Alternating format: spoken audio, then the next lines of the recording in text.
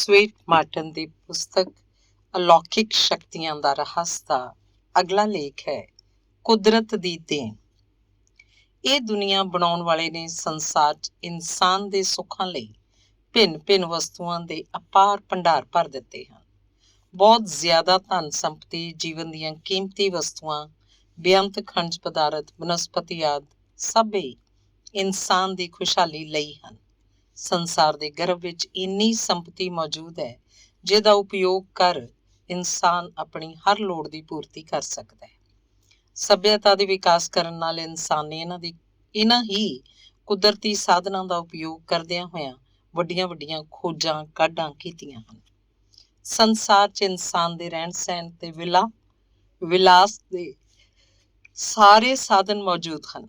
ਹਰ ਇੱਕ ਕਾਢ, ਖੋਜ, ਘਰ, ਮਕਾਨ, ਨਗਰ ਜਾਂ ਸੜਕ ਤੋਂ ਲੈ ਕੇ ਹਵਾਈ ਜਹਾਜ਼ਾਂ ਤੀਕ ਇਨਸਾਨ ਦੁਆਰਾ ਕੀਤੇ ਗਏ ਨਿਰਮਾਣ ਉਹਦੀ ਪ੍ਰਸੰਨਤਾ ਤੇ ਸੁੱਖ ਲਈ ਹੀ ਤਾਂ ਹਨ। ਪਰ ਸ਼ਤਾਬਦੀਆਂ ਤੋਂ ਮਨੁੱਖ ਅਭਾਵਗ੍ਰਸਤ ਜੀਵਨ ਦਾ ਰੋਣਾ ਰੋਂਦਾ ਰਿਹਾ। ਕਈ ਵਾਰ ਤਾਂ ਆਸ਼ਾਵਾਦੀ ਵਿਅਕਤੀ ਵੀ ਸੁੱਖ ਖੁਸ਼ਹਾਲੀ ਨਾ ਮਿਲਣ ਤੇ ਨਿਰਾਸ਼ ਹੋ ਜਾਂਦੇ ਹਨ ਤੇ ਸੋਚਦੇ ਹਨ ਕਿ ਅਜੇ ਤੀਕ ਖੁਸ਼ੀ ਦੇ ਨਾ ਮਿਲਣ ਦਾ ਕੀ ਕਾਰਨ ਹੈ।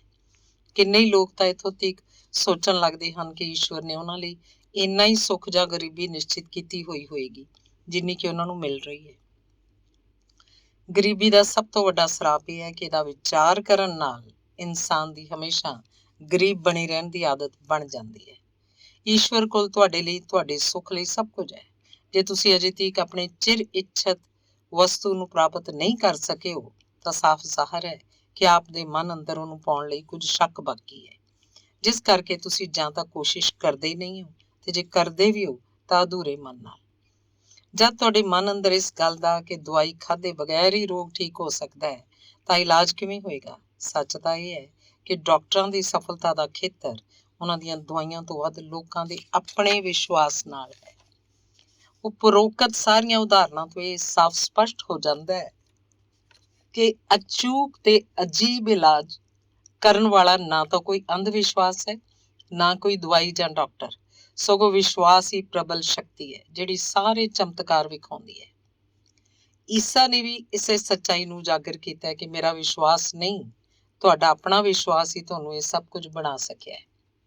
ਅਸਲ 'ਚ ਬਿਮਾਰੀ ਜਾਂ ਸਿਹਤ ਕੁਝ ਵੀ ਨਹੀਂ ਹੈ, ਇਹ ਤਾਂ ਸਿਰਫ ਆਪਣੇ ਮਨ ਦਾ ਵਿਸ਼ਵਾਸ ਹੀ ਹੈ। ਇੱਕ ਹੀ ਵਸਤੂ ਜਿਹੜੀ ਕਿਸੇ ਨੂੰ ਕੀਮਤੀ ਸਿਹਤ ਦੇ ਲਾਭ ਕਰ ਸਕਦੀ ਹੈ, ਉਹੀ ਦੂਜੇ ਵਿਅਕਤੀ ਨੂੰ ਨੁਕਸਾਨ ਪਹੁੰਚਾ ਸਕਦੀ ਹੈ। ਮਹੱਤਵ ਵਸਤੂ ਦਾ ਨਹੀਂ, ਭਾਵਨਾ ਦਾ ਹੈ। ਸੱਚ ਤਾਂ ਇਹ ਹੈ ਕਿ ਸਾਡੀ ਸਿਹਤ ਸਾਡੇ ਵਿਸ਼ਵਾਸ ਨਾਲ ਹੀ ਅੱਗੇ ਵੱਧਦੀ ਹੈ।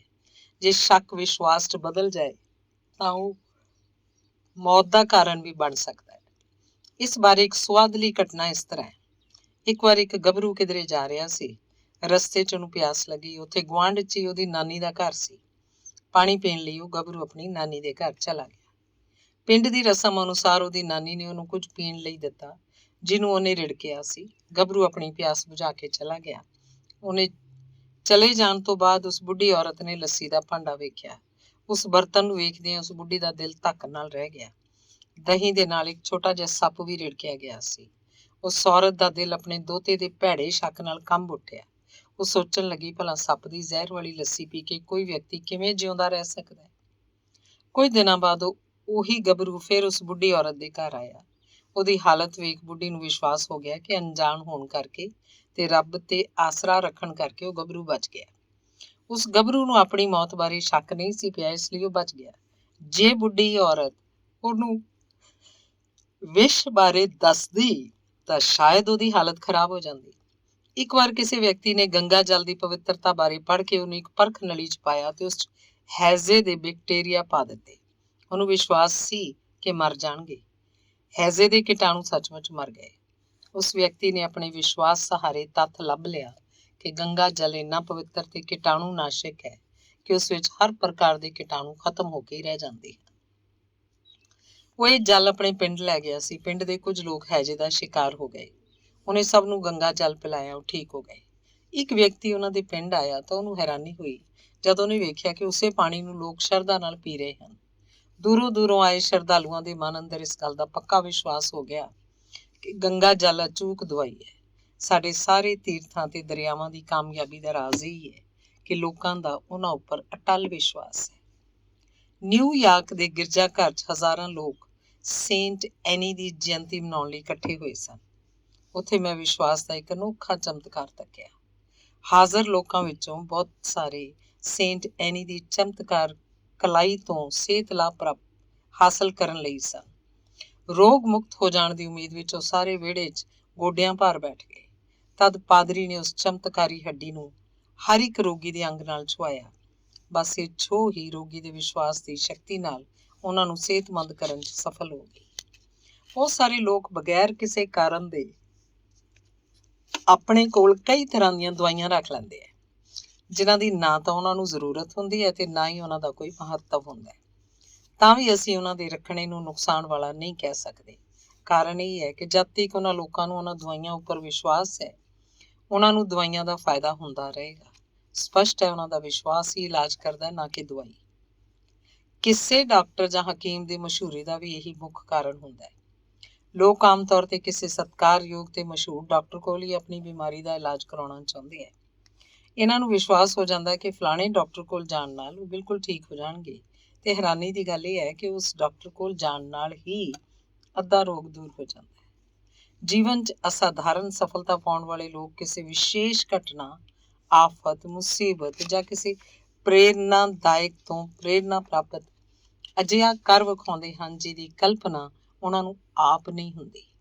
ਅਜਿਹੇ ਸਫਲ ਵਿਅਕਤੀਆਂ ਦੀ ਕਾਮਯਾਬੀ ਦੇ ਅਨੁਭਵ ਅੱਜ ਦੇ ਗੱਭਰੂਆਂ 'ਚ ਨਵ ਚੇਤਨਾ ਦਾ ਸੰਚਾਰ ਕਰਕੇ ਮਹੱਤਵਪੂਰਨ ਮਾਰਗਦਰਸ਼ਨ ਦਾ ਕੰਮ ਕਰਦੇ ਹਨ। ਅਜਿਹਾ ਵਿਅਕਤੀ ਜਿਹੜਾ ਇਸ ਤਰ੍ਹਾਂ ਦੇ ਪ੍ਰੇਰਨਾਦਾਇਕ ਯਾਦਦਾਸ਼ਤ ਸੰਸਮਰਣ ਲਿਪੀਬੱਧ ਕਰ ਪੁਸਤਕ ਲਿਖਣ ਦਾ ਕੰਮ ਕਰਦਾ ਹੈ, ਉਹ ਮਾਨਵ ਮਾਤਰ ਲਈ ਬਹੁਤ ਵੱਡਾ ਉਪਕਾਰ ਕਰਦਾ ਹੈ। ਫਰੈਂਕ ਕ੍ਰੈਨ ਦਾ ਕਹਿਣਾ ਹੈ, ਗੁਰੂ ਉਹੀ ਹੋ ਸਕਦੇ ਹਨ ਜਿਹੜੇ ਅਜਿਹੇ ਮਾਰਗਦਰਸ਼ਨ ਦਿੰਦੇ ਹਨ, ਮਨੁੱਖ ਖੁਦ ਆਪਣੇ ਆਪ ਨੂੰ ਪਛਾਣ ਸਕਣ। ਸਾਡੀ ਸ਼ਖਸੀਅਤ ਦਾ ਸਹੀ ਵਿਕਾਸ ਤਾਂ ਹੀ ਸੰਭਵ ਹੈ ਜਦ ਅਸੀਂ ਬਾਹਰੀ ਸਹਾਇਤਾ ਤੋਂ ਬਗੈਰ ਸਫਲਤਾ ਪ੍ਰਾਪਤ ਕਰਦੇ ਹਾਂ। ਕੁਝ ਲੋਕ ਬਾਹਰੀ ਸਹਾਇਤਾ ਨਾਲ ਸਫਲਤਾ ਤਾਂ ਪਾ ਲੈਂਦੇ ਹਨ, ਪਰ ਬਾਹਰੀ ਮਦਦ ਮਿਲਣੀ ਬੰਦ ਹੋ ਜਾਣ ਦੀ ਹਾਲਤ ਵਿੱਚ ਉਹ ਬੇਸਹਾਰਾ ਹੋ ਜਾਂਦੇ ਹਨ ਤੇ ਆਪਣੀ ਨਾਕਾਮਯਾਬੀ ਲਈ ਕਿਸੇ ਹੋਰ ਨੂੰ ਦੋਸ਼ੀ ਠਹਿਰਾਉਣ ਦੀ ਕੋਸ਼ਿਸ਼ ਕਰਦੇ ਹਨ। ਉਹਨਾਂ ਦੀ ਹਮੇਸ਼ਾ ਇਹੀ ਸ਼ਿਕਾਇਤ ਰਹਿੰਦੀ ਹੈ ਕਿ ਉਹਨਾਂ ਨੂੰ ਸਫਲਤਾ ਦੀ ਰਾਹ 'ਚ ਕੋਈ ਸਹਾਇਤਾ ਦੇਣ ਵਾਲਾ ਨਹੀਂ ਮਿਲਿਆ। ਕਾਸ਼ ਉਹ ਇਹ ਜਾਣ ਪਾਉਂਦੇ ਕਿ ਮਨੁੱਖ ਦਾ ਸੱਚਾ ਸਾਥੀ ਉਹਦੀ ਯੋਗਤਾ, ਹੌਸਲਾ, ਉਹਦੇ ਅੰਦਰ ਦੀਆਂ ਸ਼ਕਤੀਆਂ ਹਨ, ਜਿਹੜੀਆਂ ਹਮੇਸ਼ਾ ਹਰ ਸਥਿਤੀ ਵਿੱਚ ਸੰਘਰਸ਼ ਕਰਨ ਵਿੱਚ ਉਹਦਾ ਸਾਥ ਦਿੰਦੀਆਂ ਹਨ। ਜਦ ਅਸੀਂ ਆਪ ਕਠਿਨਾਈਆਂ ਤੇ ਸੰਕਟਾਂ ਨਾਲ ਜੂਝਦੇ ਹੋਏ ਸਫਲਤਾ ਹਾਸਲ ਕਰਦੇ ਹਾਂ, ਤਦ ਹੀ ਸਹੀ ਅਰਥਾਂ 'ਚ ਸਾਡੇ ਵਿਅਕਤਿਤਵ ਦਾ ਵਿਕਾਸ ਹੁੰਦਾ ਹੈ। ਇੱਕ ਵਾਰ ਕਿਸੇ ਔਰਤ ਨੇ ਆਪਣੇ ਪਤੀ ਨੂੰ ਰੋਟੀ ਦੇ ਸਵਾਦਲੇ ਨਾ ਹੋਣ ਦਾ ਕਾਰਨ ਦੱਸਿਆਂ ਕਿਹਾ, ਇਸ ਰੋਟੀ 'ਚ ਚੰਗੀ ਰੋਟੀ ਹੋਣ ਦੇ ਸਾਰੇ ਗੁਣ ਮੌਜੂਦ ਹਨ, ਤਾਂ ਵੀ ਇਹਦੇ ਖਾਣ 'ਚ ਇਸ ਲਈ ਸਵਾਦ ਨਹੀਂ ਆਉਂਦਾ ਕਿਉਂਕਿ ਇਹਦੇ ਪਕਾਉਣ ਸਮੇਂ ਇਹ ਫੁੱਲ ਨਹੀਂ ਸਕੀ। ਹਰ ਵਿਅਕਤੀ ਅੰਦਰ ਕੋਈ ਸੁਭਾਵਕ ਗੁਣ ਮੌਜੂਦ ਰਹਿੰਦਾ ਹੈ, ਜਿਹਨੂੰ ਉਚਿਤ ਮੌਕਾ ਨਾ ਮਿਲਣ ਦੇ ਕਾਰਨ ਉਹ ਪ੍ਰਗਟ ਨਹੀਂ ਕਰ ਸਕਿਆ ਹੁੰਦਾ। ਕਲਪਨਾ ਕਰੋ, ਜੇ ਕਿਸੇ ਗੱਭਰੂ ਦੇ ਹਿਰਦੇ ਦੀਆਂ ਗਹਿਰਾਈਆਂ ਵਿੱਚ ਸੰਗੀਤ ਪ੍ਰਤੀ ਗਹਿਰਾ ਲਗਾਓ ਹੈ ਤੇ ਉਹ ਸ਼ਹਿਰ ਤੋਂ ਦੂਰ ਕਿਸੇ ਪਿੰਡ 'ਚ ਖੇਤੀ ਕਰਨ ਦਾ ਕੰਮ ਕਰਦਾ ਹੈ, ਜਿੱਥੇ ਉਹਨੂੰ ਨਾ ਤਾਂ ਕਿਸੇ ਸੰਗੀਤ ਸਭਾ 'ਚ ਜਾਣ ਦਾ ਅਵਸਰ ਮਿਲਦਾ ਹੈ, ਨਾ ਹੀ ਕਿਸੇ ਸੰਗੀਤਕਾਰ ਦਾ ਸੰਪਰਕ। ਅਚਾਨਕ ਉਹਨੂੰ ਸ਼ਹਿਰ ਜਾਣਾ ਪਵੇ ਤਾਂ ਉਹ ਅਜਿਹੀ ਕਿਸੇ ਸੰਗੀਤ ਸਭਾ ਵਿੱਚ ਚਲਿਆ ਜਾਂਦਾ ਹੈ ਜਾਂ ਸਿਨੇਮੇ 'ਚ ਸੰਗੀਤ ਦਾ ਆਨੰਦ ਲੈਂਦਾ ਹੈ। ਤਦ ਉਹਦੇ ਅੰਦਰ ਦਾ ਸੰਗੀਤ ਪ੍ਰੇਮੀ ਜਾਗ ਉੱਠਦਾ ਹੈ, ਉਹਦੇ ਦਿਲ ਅੰਦਰ ਇੱਕ ਅਪੂਰਵ ਖੁਸ਼ੀ ਭਰ ਜਾਂਦੀ ਹੈ ਤੇ ਉਸ ਵਿੱਚ ਇੱਕ ਨਵਾਂ ਗੱਭਰੂ ਜਨਮ ਲੈਂਦਾ ਹੈ। ਆਪਣੇ ਸੁਭਾਅ ਦੇ ਅਨੁਕੂਲ ਅਵਸਰ ਦੇ ਮਿਲਦਿਆਂ ਹੀ ਉਹਦਾ ਜੀਵਨ ਟੀਚਾ ਹੀ ਸੰਗੀਤ ਹੋ ਜਾਂਦਾ ਹੈ। ਹਮੇਸ਼ਾ ਅਜਿਹੇ ਅਵਸਰ ਦੀ ਭਾਲ 'ਚ ਰਹਿਣਾ ਚਾਹੀਦਾ ਹੈ ਜਿਹੜਾ ਆਪ ਦੇ ਸੁਭਾਵਿਕ ਗੁਣਾਂ ਨੂੰ ਚਾਨਣ 'ਚ ਲਿਆ ਸਕੇ। ਉਹਨਾਂ ਸਾਰਿਆਂ ਗੱਭਰੂਆਂ ਤੇ ਇਹੀ ਗੱਲ ਲਾਗੂ ਹੁੰਦੀ ਹੈ ਜਿਨ੍ਹਾਂ 'ਚ ਸਾਰੇ ਗੁਣ ਮੌਜੂਦ ਹਨ। ਉਹਨਾਂ 'ਚ ਸ਼ਕਤੀ ਵੀ ਹੈ, ਯੋਗਤਾ ਵੀ ਹੈ, ਜੇ ਕਮੀ ਹੈ ਤਾਂ ਬਸ ਰੋਟੀ ਦੇ ਫੁਲਾ ਦੀ। ਆਪਣੇ ਆਦਰਸ਼ਾਂ ਨੂੰ ਆਸਮਾਨ ਦੀਆਂ ਉਚਾਈਆਂ ਤੀਕ ਉੱਚਾ ਉਠਾਉਣ ਲਈ ਉਤਸ਼ਾਹ ਤੇ ਖਾਹਿਸ਼ਾਂ ਦੀ ਕਮੀ ਹੈ, ਜਿਹਦੀ ਕਮੀ ਦੇ ਕਾਰਨ ਉਹ ਆਪਣੀਆਂ ਸ਼ਕਤੀਆਂ ਦਾ ਵਿਕਾਸ ਨਹੀਂ ਕਰ ਸਕਦੇ। ਆਪਣੇ ਪਿਓ ਦਾਦੇ ਦੀ ਜਾਇਦਾਦ ਦੇ ਵਿਰਾਸਤ ਵਿੱਚ ਮਿਲ ਜਾਣ ਨਾਲ ਕੋਈ ਵਿਅਕਤੀ ਚੰਗਾ, ਖੁਸ਼ਹਾਲ ਤੇ ਪੁਰ ਅਸਰ ਨਹੀਂ ਬਣ ਜਾਂਦਾ, ਸਗੋਂ ਕੁਝ ਬਣਨ ਲਈ ਉਹਨੂੰ ਆਪਣੇ ਅੰਦਰ ਦੇ ਅਪਾਰ ਖਜ਼ਾਨੇ ਨੂੰ ਢੂੰਡਣਾ ਹੋਏਗਾ, ਤਦ ਹੀ ਉਹ ਸੁਖੀ ਤੇ ਸਫਲ ਬਣ ਸਕੇਗਾ। ਇਸ ਲਈ ਉਹਨੂੰ ਯਤਨ ਕਰਨਾ ਹੋਏਗਾ, ਕਿਉਂਕਿ ਅਜਿਹੀ ਪੁਰ ਅਸਰ ਸ਼ਖਸੀਅਤ ਵਿਰਾਸਤ 'ਚ ਨਹੀਂ ਮਿਲਦੀ। ਕੌਣ ਕਹਿ ਸਕਦਾ ਹੈ ਕਿ ਆਪ ਅੰਦਰ ਇੱਕ ਮਹਾਨ ਕਲਾਕਾਰ ਜਾਂ ਲੇਖਕ ਬਣਨ ਦੀ ਪ੍ਰਤਿਭਾ ਨਾ ਹੋਵੇ। ਨਾ ਜਾਣੀਏ ਕਿੰਨਾ ਮਹਾਨ ਸੰਗੀਤਕਾਰ ਆਪਦੇ ਧੁਰ ਅੰਦਰ ਛੁਪਿਆ ਹੋਇਆ ਹੋਵੇ। ਹੌਸਲਾ, ਅਗਵਾਈ, ਪਿਆਰ, ਹਮਦਰਦੀ ਤੇ ਨਾ ਜਾਣੇ ਕਿੰਨੇ ਕੀਮਤੀ ਗੁਣ ਆਪ ਵਿੱਚ ਮੌਜੂਦ ਹੋਣ। ਕੌਣ ਕਹਿ ਸਕਦਾ ਹੈ ਕਿ ਤੁਹਾਡੇ ਅੰਦਰ ਸਾਗਰ ਵਾਂਗ ਕਈ ਯੋਗਤਾਵਾਂ ਦੀਆਂ ਅਣਗਿਣਤ ਖਾਨਾਂ ਛੁਪੀਆਂ ਪਈਆਂ ਹੋਣ, ਜਿਨ੍ਹਾਂ ਨੂੰ ਤੁਸੀਂ ਜਾਣਦੇ ਵੀ ਨਾ ਹੋਵੋ। ਅਮਰੀਕਾ ਦੇ ਸੁਪਰੀਮ ਕੋਰਟ ਦੇ ਉੱਚ ਜੱਜ ਦੀ ਪਦਵੀ ਤੇ ਪੁੱਜਣ ਵਾਲੇ ਮਸ਼ਹੂਰ ਜੱਜ ਸਵਰਗੀ ਮਿਲਰ ਨੂੰ ਆਪਣੇ ਭਵਿੱਖ ਦਾ ਗਿਆਨ ਨਹੀਂ ਸੀ, ਕਿਉਂਕਿ ਜੀਵਨ ਦੇ 36 ਵਰ੍ਹਿਆਂ ਦੀ ਉਮਰ ਤੀਕ ਉਹ ਕਾਨੂੰਨ ਦਾ ਇੱਕ ਅੱਖਰ ਵੀ ਨਹੀਂ ਜਾਣਦੀ ਸੀ। ਪਰ ਅਗਲੇ 10 ਵਰ੍ਹਿਆਂ 'ਚ ਕਿਸੇ ਅਲੌਕਿਕ ਸ਼ਕਤੀ ਨਾਲ ਇੰਨੀ ਵੱਡੀ ਪਦਵੀ ਤੇ ਜਾ ਪੁੱਜੇ। ਜਿਹੜੇ ਵਿਅਕਤੀ ਆਪਣੇ ਜੀਵਨ ਦਾ ਪੂਰੀ ਤਰ੍ਹਾਂ ਵਿਕਾਸ ਕਰਨਾ ਚਾਹੁੰਦੇ ਹਨ, ਉਹ ਹਮੇਸ਼ਾ ਪ੍ਰਗਤੀ ਦੇ ਰਾਹ ਤੇ ਅੱਗੇ ਵੱਧਦੇ ਜਾਂਦੇ ਹਨ। ਉਹ ਰਸਤੇ 'ਚ ਕਦੀ ਨਹੀਂ ਰੁਕਦੇ। ਆਪਣੇ ਟੀਚੇ ਤੱਕ ਪੁੱਜਣ ਲਈ ਉਹ ਗਤੀਸ਼ੀਲ ਰਹਿੰਦੇ ਹਨ। ਜੇ ਉਹ ਰਸਤੇ 'ਚ ਰੁਕਦੇ ਵੀ ਹਨ ਤਾਂ ਬਹੁਤ ਥੋੜ੍ਹੇ ਸਮੇਂ ਲਈ, ਫਿਰ ਬੇਫਾਇਦਾ ਭਾਰ ਨੂੰ ਉਤਾਰ ਸੁੱਟਣ ਲਈ ਤੇ ਮੁੜ ਆਪਣੇ ਟੀਚੇ ਨੂੰ ਪ੍ਰਾਪਤ ਕਰਨ ਲਈ ਹੋਰ ਵੀ ਤੇਜ਼ ਰਫ਼ਤਾਰ ਨਾਲ ਅੱਗੇ ਵੱਧਦੇ ਹਨ। ਇਸ ਤਰ੍ਹਾਂ ਯਤਨ 'ਚ ਲੱਗੇ ਰਹਿੰਦਿਆਂ ਉਹ ਆਪਣੀ ਮੰਜ਼ਿਲ ਤੇ ਪੁੱਜ ਜਾਂਦੇ ਹਨ। ਆਪਣੀਆਂ ਸੁੱਤੀਆਂ ਹੋਈਆਂ ਸ਼ਕਤੀਆਂ ਨੂੰ ਜੇ ਤੁਸੀਂ ਜਾਣਨਾ ਚਾਹੁੰਦੇ ਹੋ, ਜਾਂ ਤੁਸੀਂ ਆਪਣੇ ਅੰਦਰ ਦੀ ਮਹਾਨਤਾ ਨੂੰ ਜਾਣਨ ਦੇ ਚਾਹਵਾਨ ਹੋ, ਤਾਂ ਤੁਹਾਨੂੰ ਹਮੇਸ਼ਾ ਪ੍ਰਗਤੀ ਦੇ ਰਾਹ ਤੇ ਤੁਰਦੇ ਰਹਿਣਾ ਤੇ ਅੱਗੇ ਵੱਧਦਾ ਰਹਿਣਾ ਪਏਗਾ। ਹਮੇਸ਼ਾ ਨਵੇਂ ਗਿਆਨ ਨਾਲ ਆਪਣੇ ਦਿਮਾਗ ਨੂੰ ਵਿਕਸਿਤ ਕਰਨਾ ਪਏਗਾ। ਸਵਾਰਥ ਦੀ ਭਾਵਨਾ ਨੂੰ ਤਿਆਗ ਕੇ ਪਿਆਰ ਤੇ ਹਮਦਰਦੀ ਨੂੰ ਅਪਣਾ ਕੇ ਆਪਣੀ ਆਤਮਾ ਦੀਆਂ ਸ਼ਕਤੀਆਂ ਨੂੰ ਉੱਨਤ ਕਰਨਾ ਪਏਗਾ। ਜੀਵਨ ਦਾ ਪੂਰਨ ਵਿਕਾਸ ਕਰਨ ਲਈ ਪ੍ਰੇਰਿਤ ਕਰਨ ਵਾਲੀ ਸ਼ਕਤੀ ਇੱਕ ਕਿਤਾਬ ਤੋਂ ਵੱਧ ਕੇ ਹੋਰ ਕੁਝ ਨਹੀਂ ਹੈ। ਆਤਮ ਵਿਸ਼ਵਾਸ ਲਈ ਅਜਿਹੀ ਉਤਸ਼ਾਹ ਵਧਾਊ ਕਿਤਾਬ ਨੂੰ ਹਮੇਸ਼ਾ ਆਪਣੇ ਕੋਲ ਰੱਖਣਾ ਚਾਹੀਦਾ ਹੈ। ਲਗਾਤਾਰ ਪ੍ਰੇਰਨਾ ਨਾ ਮਿਲਣ ਤੇ ਆਦਰਸ਼ ਧੁੰਦਲੇ ਪੈਣ ਲੱਗਦੇ ਹਨ। ਇਸ ਲਈ ਇਹ ਜ਼ਰੂਰੀ ਹੈ ਕਿ ਆਪਣੀਆਂ ਮਹਾਨਤਾਵਾਂ ਨੂੰ ਜਾਣਨ ਲਈ ਅਜਿਹੀ ਪ੍ਰੇਰਨਾਦਾਇਕ ਕਿਤਾਬ ਨੂੰ ਆਪਣੇ ਕੋਲ ਰੱਖੋ। ਜੀਵਨ ਨੂੰ ਸਫਲ ਬਣਾਉਣ ਲਈ ਜਿਵੇਂ ਮਨੁੱਖ ਆਪਣੇ ਆਪ ਨੂੰ ਪਛਾਣਦਾ ਜਾਂਦਾ ਹੈ, ਉਵੇਂ ਵਿਕਾਸ ਕਰਦਾ ਜਾਂਦਾ ਹੈ। ਜਿੰਨੀ ਵੱਧ ਅਸੀਂ ਆਪਣੀ ਯੋਗਤਾ ਦੀ ਵਰਤੋਂ ਕਰਦੇ ਹਾਂ, ਉਨੀ ਵੱਧ ਸਾਡੀਆਂ ਸ਼ਕਤੀਆਂ ਦਾ ਵਿਕਾਸ ਹੁੰਦਾ ਹੈ। ਆਪਣੀ ਪ੍ਰਗਤੀ ਲਈ ਇਹ ਜ਼ਰੂਰੀ ਹੈ ਕਿ ਅਸੀਂ ਆਪਣੇ ਆਪ ਨੂੰ ਪਛਾਣੀਏ। ਕਿਸੇ ਨੇ ਠੀਕ ਹੀ ਆਖਿਆ ਹੈ, ਮਨੁੱਖ ਨਹੀਂ ਤੁਰਿਆ ਕਰਦੇ, ਸਗੋਂ ਵਿਸ਼ਵਾਸ ਤੁਰਦਾ ਹੈ। ਸੰਸਾਰ 'ਚ ਜੇ ਕੋਈ ਤਾਕਤਵਰ ਪ੍ਰੇਰਨਾ ਸ਼ਕਤੀ ਹੈ ਜਿਹੜੀ ਕਿਸੇ ਵਿਅਕਤੀ ਤੋਂ ਮਹਾਨ ਕੰਮ ਕਰਵਾ ਸਕਦੀ ਹੈ, ਉਹ ਹੈ ਆਤਮ ਵਿਸ਼ਵਾਸ। ਇਨਸਾਨ ਦੀਆਂ ਆਪਣੀਆਂ ਸ਼ਕਤੀਆਂ ਤੇ ਸਮਰਥਾਵਾਂ ਤਾਂ ਸਿਰਫ ਸਾਧਕ ਮਾਤਰ ਹਨ। ਸੱਚੀ ਸ਼ਕਤੀ ਤਾਂ ਵਿਸ਼ਵਾਸ ਨਾਲ ਆਉਂਦੀ ਹੈ, ਜਿਹਦੀ ਤਾਕਤ ਤੇ ਇਨਸਾਨ ਅਸੰਭਵ ਨੂੰ ਵੀ ਸੰਭਵ ਕਰ ਵਿਖਾਉਂਦਾ ਹੈ। ਕਈ ਵਾਰ ਤਾਂ ਅਜਿਹਾ ਹੁੰਦਾ ਹੈ ਕਿ ਸ਼ਕਤੀਆਂ ਤੇ ਸਾਧਨ ਹੁੰਦਿਆਂ ਹੋਇਆਂ ਵੀ ਇਨਸਾਨ ਉਹਨਾਂ ਦਾ ਲਾਭ ਉਠਾਉਣ ਤੋਂ ਵਾਂਝਿਆ ਰਹਿ ਜਾਂਦਾ ਹੈ, ਕਿਉਂਕਿ ਉਸ ਵਿੱਚ ਆਤਮ ਵਿਸ਼ਵਾਸ ਨਹੀਂ ਹੁੰਦਾ। ਕਿਸੇ ਵੀ ਕੰਮ ਦੀ ਸਫਲਤਾ ਆਤਮ ਵਿਸ਼ਵਾਸ ਤੇ ਨਿਰਭਰ ਕਰਦੀ ਹੈ। ਐਜਮੰਡ ਕੈਪੁਰ ਬਰੋਡਸ ਵਿਸ਼ਵ ਯੁੱਧ ਦੇ ਬਹਾਦਰ ਯੋਧਿਆਂ ਦੇ ਵਿਸ਼ੇ ਵਿੱਚ ਲਿਖਦੇ ਹਨ, ਜਿਨ੍ਹਾਂ ਗੱਭਰੂਆਂ ਨੂੰ ਅਸੀਂ ਬਿਲਕੁਲ ਸਧਾਰਨ ਸਮਝਿਆ ਸੀ। ਜੰਗ 'ਚ ਉਹਨਾਂ ਦੀ ਅਸਾਧਾਰਨ ਬਹਾਦਰੀ ਦੀਆਂ ਕਹਾਣੀਆਂ ਸੁਣ ਕੇ ਸਾਨੂੰ ਬੜੀ ਹੈਰਾਨੀ ਹੁੰਦੀ ਹੈ। ਇੱਕ ਅਜਿਹੇ ਮੁੰਡੇ ਦੀ ਮਿਸਾਲ ਦਿੰਦਿਆਂ ਉਹ ਲਿਖਦੇ ਹਨ, ਉਹ ਮੁੰਡਾ ਜਿਹੜਾ ਨਾ ਤਾਂ ਜਮਾਤ 'ਚ ਹਾਜ਼ਰ ਰਹਿੰਦਾ ਸੀ, ਨਾ ਹੀ ਪੜ੍ਹਨ ਲਿਖਣ ਦੇ ਯੋਗ ਸੀ। ਪ੍ਰੀਖਿਆ 'ਚ ਵੀ ਉਹ ਬਹੁਤ ਘੱਟ ਪਾਸ ਹੋਇਆ ਕਰਦਾ ਸੀ। ਉਹ ਬੜਾ ਢਿੱਲਾ ਤੇ ਅਯੋਗ ਵਿਦਿਆਰਥੀ ਸੀ। ਉਸ ਫੌਜ 'ਚ ਭਰਤੀ ਹੋਣ ਦਾ ਉਪਰਾਲਾ ਕੀਤਾ, ਪਰ ਡਾਕਟਰੀ ਜਾਂਚ 'ਚੋਂ ਫੇਲ ਹੋ ਗਿਆ। ਕੁਝ ਦਿਹਾੜਿਆਂ ਪਿੱਛੋਂ ਫੌਜ 'ਚ ਭਰਤੀ ਹੋਣ 'ਚ ਕਾਮਯਾਬ ਹੋ ਗਿਆ। ਇਹ ਖਬਰ ਜਦ ਅਸੀਂ ਸੁਣੀ, ਇਸ ਗੱਲ ਤੋਂ ਅਸੀਂ ਇਹ ਸੋਚਿਆ ਕਿ ਕੁਝ ਹੀ ਦਿਨਾਂ 'ਚ ਉਹ ਵਿਚਾਰਾ ਆਪਣੇ ਜਿਸਮ ਦਾ ਕੋਈ ਅੰਗ ਗੁਆ ਕੇ ਆਪਣੇ ਘਰ ਮੁੜ ਜਾਏਗਾ। ਪਰ ਜਦ ਅਸੀਂ ਸੁਣਿਆ ਕਿ ਜੰਗ ਦੇ ਖੌਫਨਾਕ ਮੋਰਚਿਆਂ ਤੇ ਉਸ ਬਹੁਤ ਵੱਡੇ ਹੌਸਲੇ ਤੇ ਸੂਝ-ਬੂਝ ਦੀ ਜਾਣ ਪਛਾਣ ਕਰਾਈ, ਤਾਂ ਸਾਡੀ ਹੈਰਾਨੀ ਦੀ ਹੱਦ ਨਾ ਰਹੀ। ਜੰਗ ਦੇ ਮੋਰਚਿਆਂ ਤੇ ਗੋਲੀਆਂ ਦੀ ਵਛਾੜ ਵਿੱਚ ਉਹਨੇ ਇੱਕ ਫੌਜੀ ਦੀ ਜਾਨ ਬਚਾਈ। ਬਲਦੇ ਹੋਏ ਬੰਬ ਨੂੰ ਚੁੱਕ ਕੇ ਬਾਹਰ ਸੁੱਟ ਦਿੱਤਾ।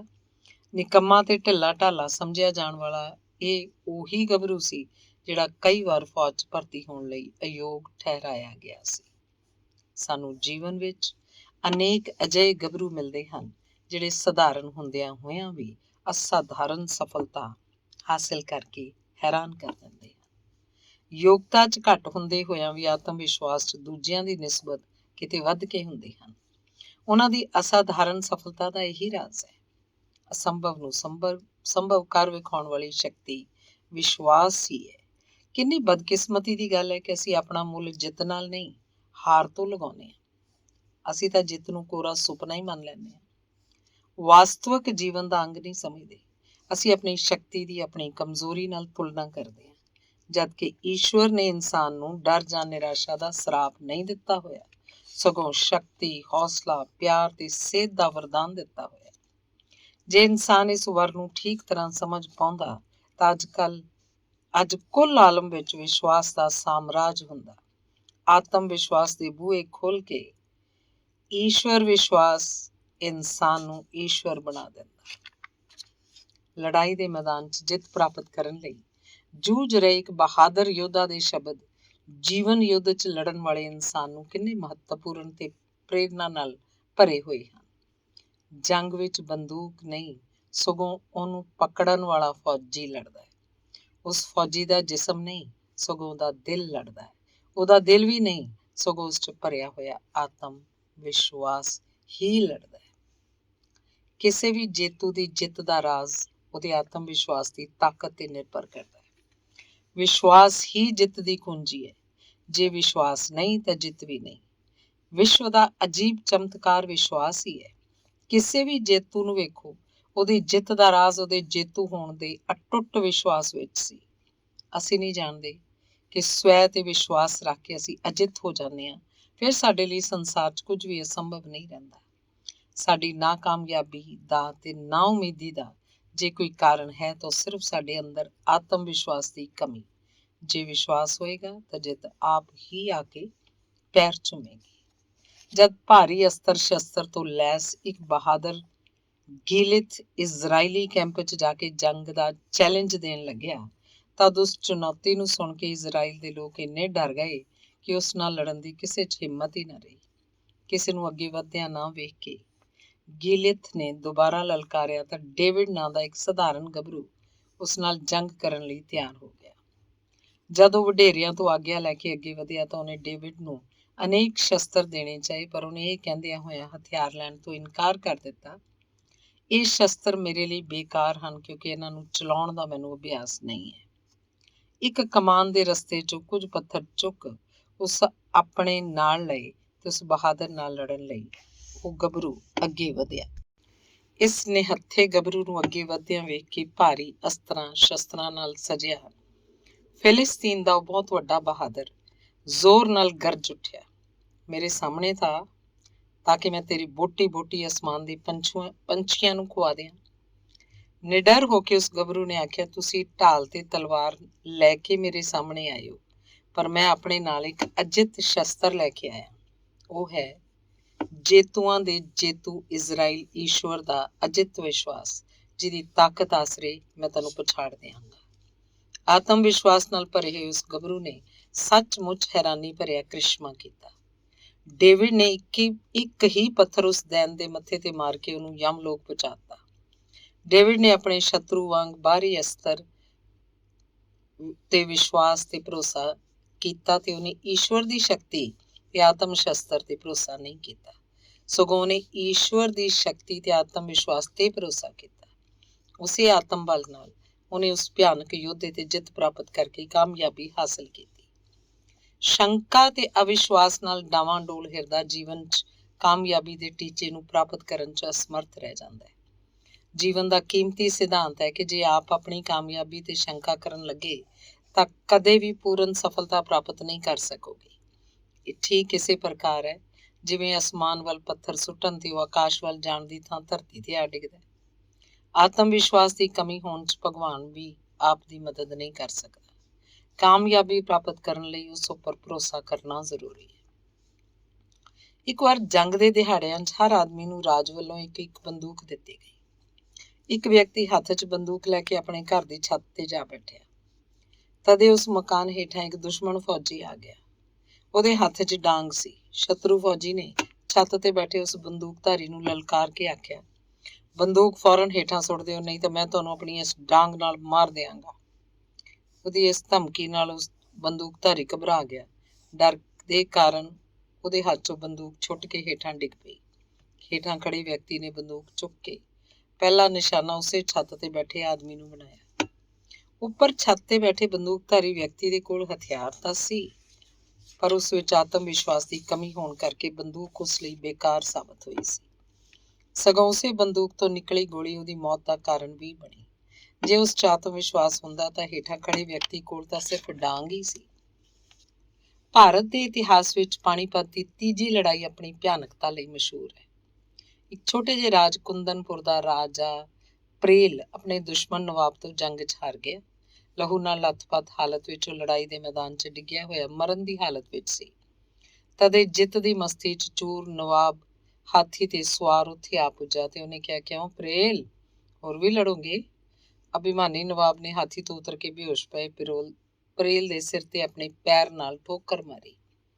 ਪ੍ਰੇਲ ਦੇ ਮੌਤ ਲਾਗੇ ਪੁੱਜੇ ਸਰੀਰ ਅੰਦਰ ਸਵੈਭਿਮਾਨ ਦੀ ਅਗਨੀ ਭੜਕ ਉੱਠੀ। ਅੰਗਾਰੇ ਵਰਸਾਉਂਦੀਆਂ ਹੋਈਆਂ ਅੱਖਾਂ ਸੂਈਆਂ ਹੋ ਗਈਆਂ। ਰੱਬ ਵੱਲੋਂ ਸਰੀਰ ਅੰਦਰ ਤਾਕਤ ਆ ਗਈ। ਉਹ ਫੁਰਤੀ ਨਾਲ ਉੱਠਿਆ ਤੇ ਨਵਾਬ ਦਾ ਹੰਕਾਰ ਤੋੜ ਕੇ ਰੱਖ ਦਿੱਤਾ। ਐਡੀਸਨ ਦਾ ਕਹਿਣਾ ਹੈ, ਸਾਰੇ ਵਿਗਿਆਨਕ ਇਹ ਅਨੁਭਵ ਕਰ ਰਹੇ ਹਨ ਕਿ ਵਿਸ਼ਵ ਦੇ ਕਣ ਕਣ 'ਚ ਇੱਕ ਅਮਰ ਆਤਮਾ ਵਿਆਪਤ ਹੈ।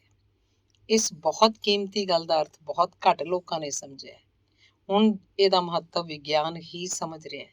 ਸਾਡੇ ਵਿੱਚੋਂ ਬਹੁਤੇ ਲੋਕ ਇਹ ਜਾਣਦੇ ਹਨ ਕਿ ਈਸ਼ਵਰ ਆਪਣੀ ਸੰਤਾਨ ਲਈ ਹਰ ਪਲ ਕਿੰਨੇ ਅਪਾਰ ਭੰਡਾਰ ਖੋਲ੍ਹ ਰਿਹਾ ਹੈ। ਸਾਡੀਆਂ ਖਾਹਿਸ਼ਾਂ ਇਸ ਲਈ ਅਧੂਰੀਆਂ ਰਹਿ ਜਾਂਦੀਆਂ ਹਨ ਕਿ ਅਸੀਂ ਉਹਨਾਂ ਨੂੰ ਪਾਉਣ ਦਾ ਉਪਰਾਲਾ ਨਹੀਂ ਕਰਦੇ।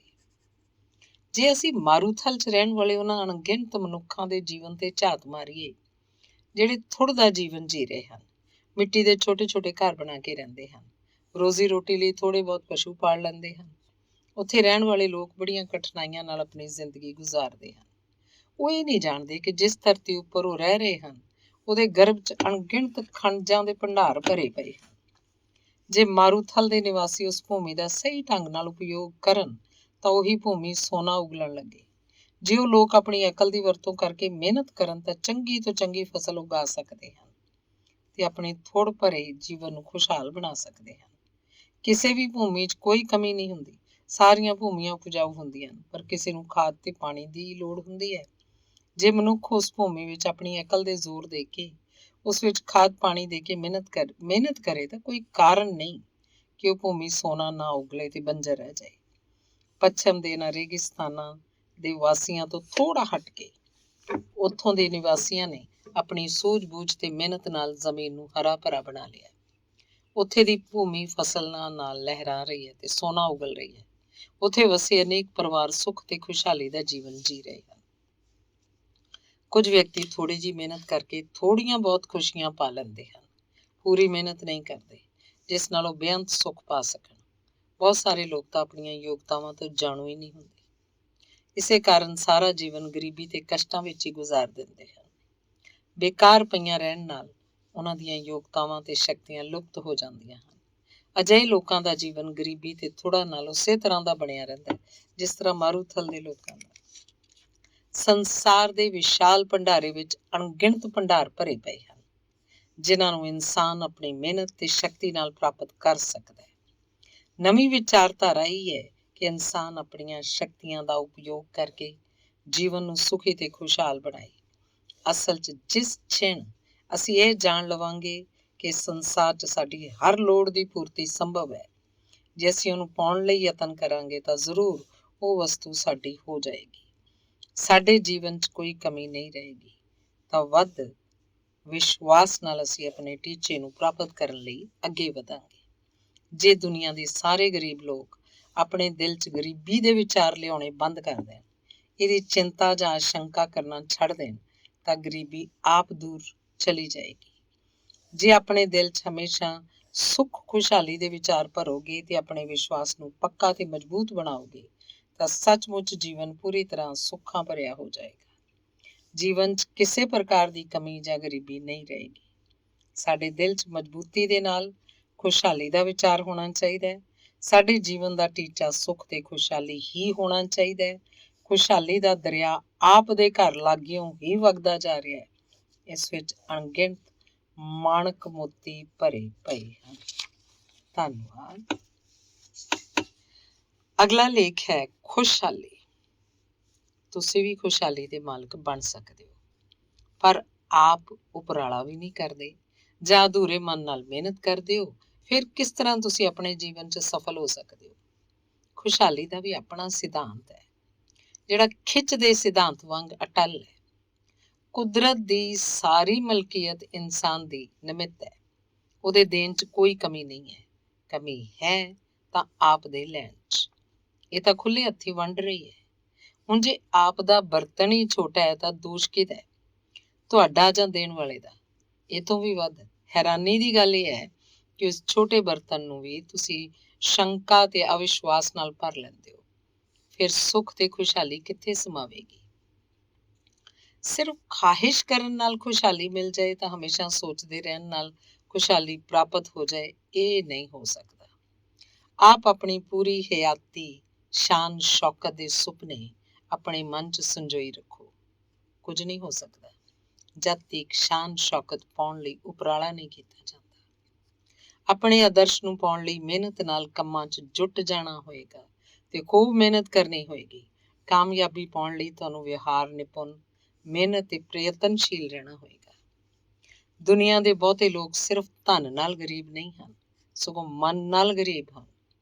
ਉਹ ਆਪਣੇ ਆਪ 'ਚ ਕਦੇ ਖੁਸ਼ਹਾਲੀ ਦਾ ਵਿਚਾਰ ਨਹੀਂ ਲਿਆਉਂਦੇ ਤੇ ਨਾ ਹੀ ਇਸ ਲਈ ਕੋਈ ਉਪਰਾਲਾ ਹੀ ਕਰਦੇ ਹੈ। ਇਹੀ ਕਾਰਨ ਹੈ ਕਿ ਉਹ ਇਸ ਬਹੁਤ ਵੱਡੇ ਭੰਡਾਰ ਤੋਂ ਕੁਝ ਨਹੀਂ ਲੈ ਸਕਦੇ ਤੇ ਗਰੀਬ ਰਹਿ ਜਾਂਦੇ ਹਨ। ਬਹੁਤ ਪਹਿਲਾਂ ਦੀ ਗੱਲ ਹੈ। ਕਿਸੇ ਪਿੰਡ 'ਚ ਇੱਕ ਔਰਤ ਰਹਿੰਦੀ ਸੀ। ਕਿਸੇ ਕਾਰਨ ਮਜਬੂਰ ਹੋ ਕੇ ਉਹਨੂੰ ਪਿੰਡ ਛੱਡਣਾ ਪਿਆ। ਸ਼ਹਿਰ ਆ ਕੇ ਉਹਨੂੰ ਇਹ ਵੇਖ ਕੇ ਬੜੀ ਹੈਰਾਨੀ ਹੋਈ ਕਿ ਚਾਨਣ ਲਈ ਉੱਥੇ ਬਿਜਲੀ ਦੇ ਬੱਲਬ ਲੱਗੇ ਹੋਏ ਹਨ, ਜਿਨ੍ਹਾਂ ਨਾਲ ਪਿੰਡ ਦੇ ਲੈਂਪ ਦੇ ਚਾਨਣ ਦੇ ਮੁਕਾਬਲੇ ਕਈ ਗੁਣਾ ਵੱਧ ਰੌਸ਼ਨੀ ਆ ਰਹੀ ਹੈ। ਉਹਨੇ ਕਦੇ ਪਿੰਡੋਂ ਬਾਹਰ ਨਿਕਲ ਕੇ ਤਾਂ ਵੇਖਿਆ ਨਹੀਂ ਸੀ। ਕੁਝ ਦਿਹਾੜਿਆਂ ਪਿੱਛੋਂ ਇੱਕ ਬੱਲਬ ਵੇਚਣ ਵਾਲੇ ਤੋਂ ਉਸ ਹੋਰ ਵੱਧ ਵਾਟ ਦਾ ਬੱਲਬ ਲੈ ਲਿਆ। ਉਹਨੂੰ ਲੱਗਾ ਬਟਨ ਦਬਾਉਣ ਤੋਂ ਬਾਅਦ ਓਨਾ ਹੀ ਚਾਨਣ ਹੋਏਗਾ, ਪਰ ਜਦੋਂ ਬਟਨ ਦਬਿਆ ਤਾਂ ਬਹੁਤ ਹੀ ਹੈਰਾਨ ਰਹਿ ਗਈ। ਉਹਦੀ ਰੌਸ਼ਨੀ ਤਾਂ ਸੂਰਜ ਦੇ ਚਾਨਣ ਵਰਗੀ ਤੇਜ਼ ਤੇ ਚੰਧਿਆਉਣ ਵਾਲੀ ਸੀ। ਉਸ ਔਰਤ ਲਈ ਇਹ ਅਜੀਬ, ਗਰੀਬ ਤੇ ਜਾਦੂ ਭਰਿਆ ਕ੍ਰਿਸ਼ਮਾ ਸੀ। ਉਸ ਲਈ ਤਾਂ ਇਹ ਸੋਚਣਾ ਵੀ ਅਸੰਭਵ ਸੀ ਕਿ ਉਹਨੂੰ ਛੋਟੇ ਜਿਹੇ ਬੱਲਬ ਤੋਂ ਇੰਨਾ ਅਜੀਬ ਪ੍ਰਕਾਸ਼ ਉਸ ਕਰੰਟ ਤੋਂ ਆ ਰਿਹਾ ਜਿਸ ਤਰ੍ਹਾਂ ਪਹਿਲੇ ਵਾਲੇ ਬੱਲਬ ਤੋਂ ਆ ਰਿਹਾ ਸੀ। ਸਾਡੇ 'ਚ ਬਹੁਤੇ ਵਿਅਕਤੀ ਉਸ ਔਰਤ ਵਾਂਗ ਹੀ ਆਪਣੀਆਂ ਸ਼ਕਤੀਆਂ ਤੋਂ ਅਣਜਾਣ ਹਨ। ਉਸ ਸ਼ਕਤੀਸ਼ਾਲੀ ਕਰੰਟ ਤੋਂ ਅਸੀਂ ਛੋਟੇ ਪਾਵਰ ਦਾ ਬੱਲਬ ਜਗਾਉਂਦੇ ਹਾਂ ਤੇ ਉਹਨੂੰ ਪੂਰਨ ਮੰਨ ਲੈਂਦੇ ਹਾਂ। ਬਹੁਤੇ ਲੋਕ ਜ਼ਿਆਦਾ ਪਾਵਰ ਦਾ ਬੱਲਬ ਜਗਾਉਂਦੇ ਨਹੀਂ। ਉਹ ਕਰੰਟ ਦੀ ਸ਼ਕਤੀ ਤਾਂ ਖੁਦ ਹੀ ਅਣਜਾਣ ਸਮਝਦੇ ਹਨ ਕਿ ਜਿੰਨੀ ਅਸੀਂ ਵਰਤੋਂ ਕਰ ਰਹੇ ਹਾਂ ਸਾਡੇ ਲਈ ਈਸ਼ਵਰ ਨੇ ਇੰਨੀ ਹੀ ਨਿਸ਼ਚਿਤ ਕੀਤੀ ਹੋਵੇਗੀ। ਅਸੀਂ ਆਪ ਆਪਣੀ ਕਾਮਯਾਬੀ ਦੀ ਹੱਦ ਬੰਨ੍ਹਦੇ ਹਾਂ। ਕਦੇ ਸੋਚਦੇ ਵੀ ਨਹੀਂ ਕਿ ਸਾਡੇ ਅੰਦਰ ਵੀ ਇਸ ਛੋਟੇ ਜਿਹੇ ਬੱਲਬ ਤੋਂ ਕਈ ਗੁਣਾ ਵੱਧ ਸ਼ਕਤੀ ਦੀ ਰੌਸ਼ਨੀ ਛੁਪੀ ਹੋਈ ਹੈ। ਸਾਡੇ ਅੰਦਰ ਕਿੰਨੀਆਂ ਯੋਗਤਾਵਾਂ ਦਾ ਭੰਡਾਰ ਭਰਿਆ ਪਿਆ ਹੈ।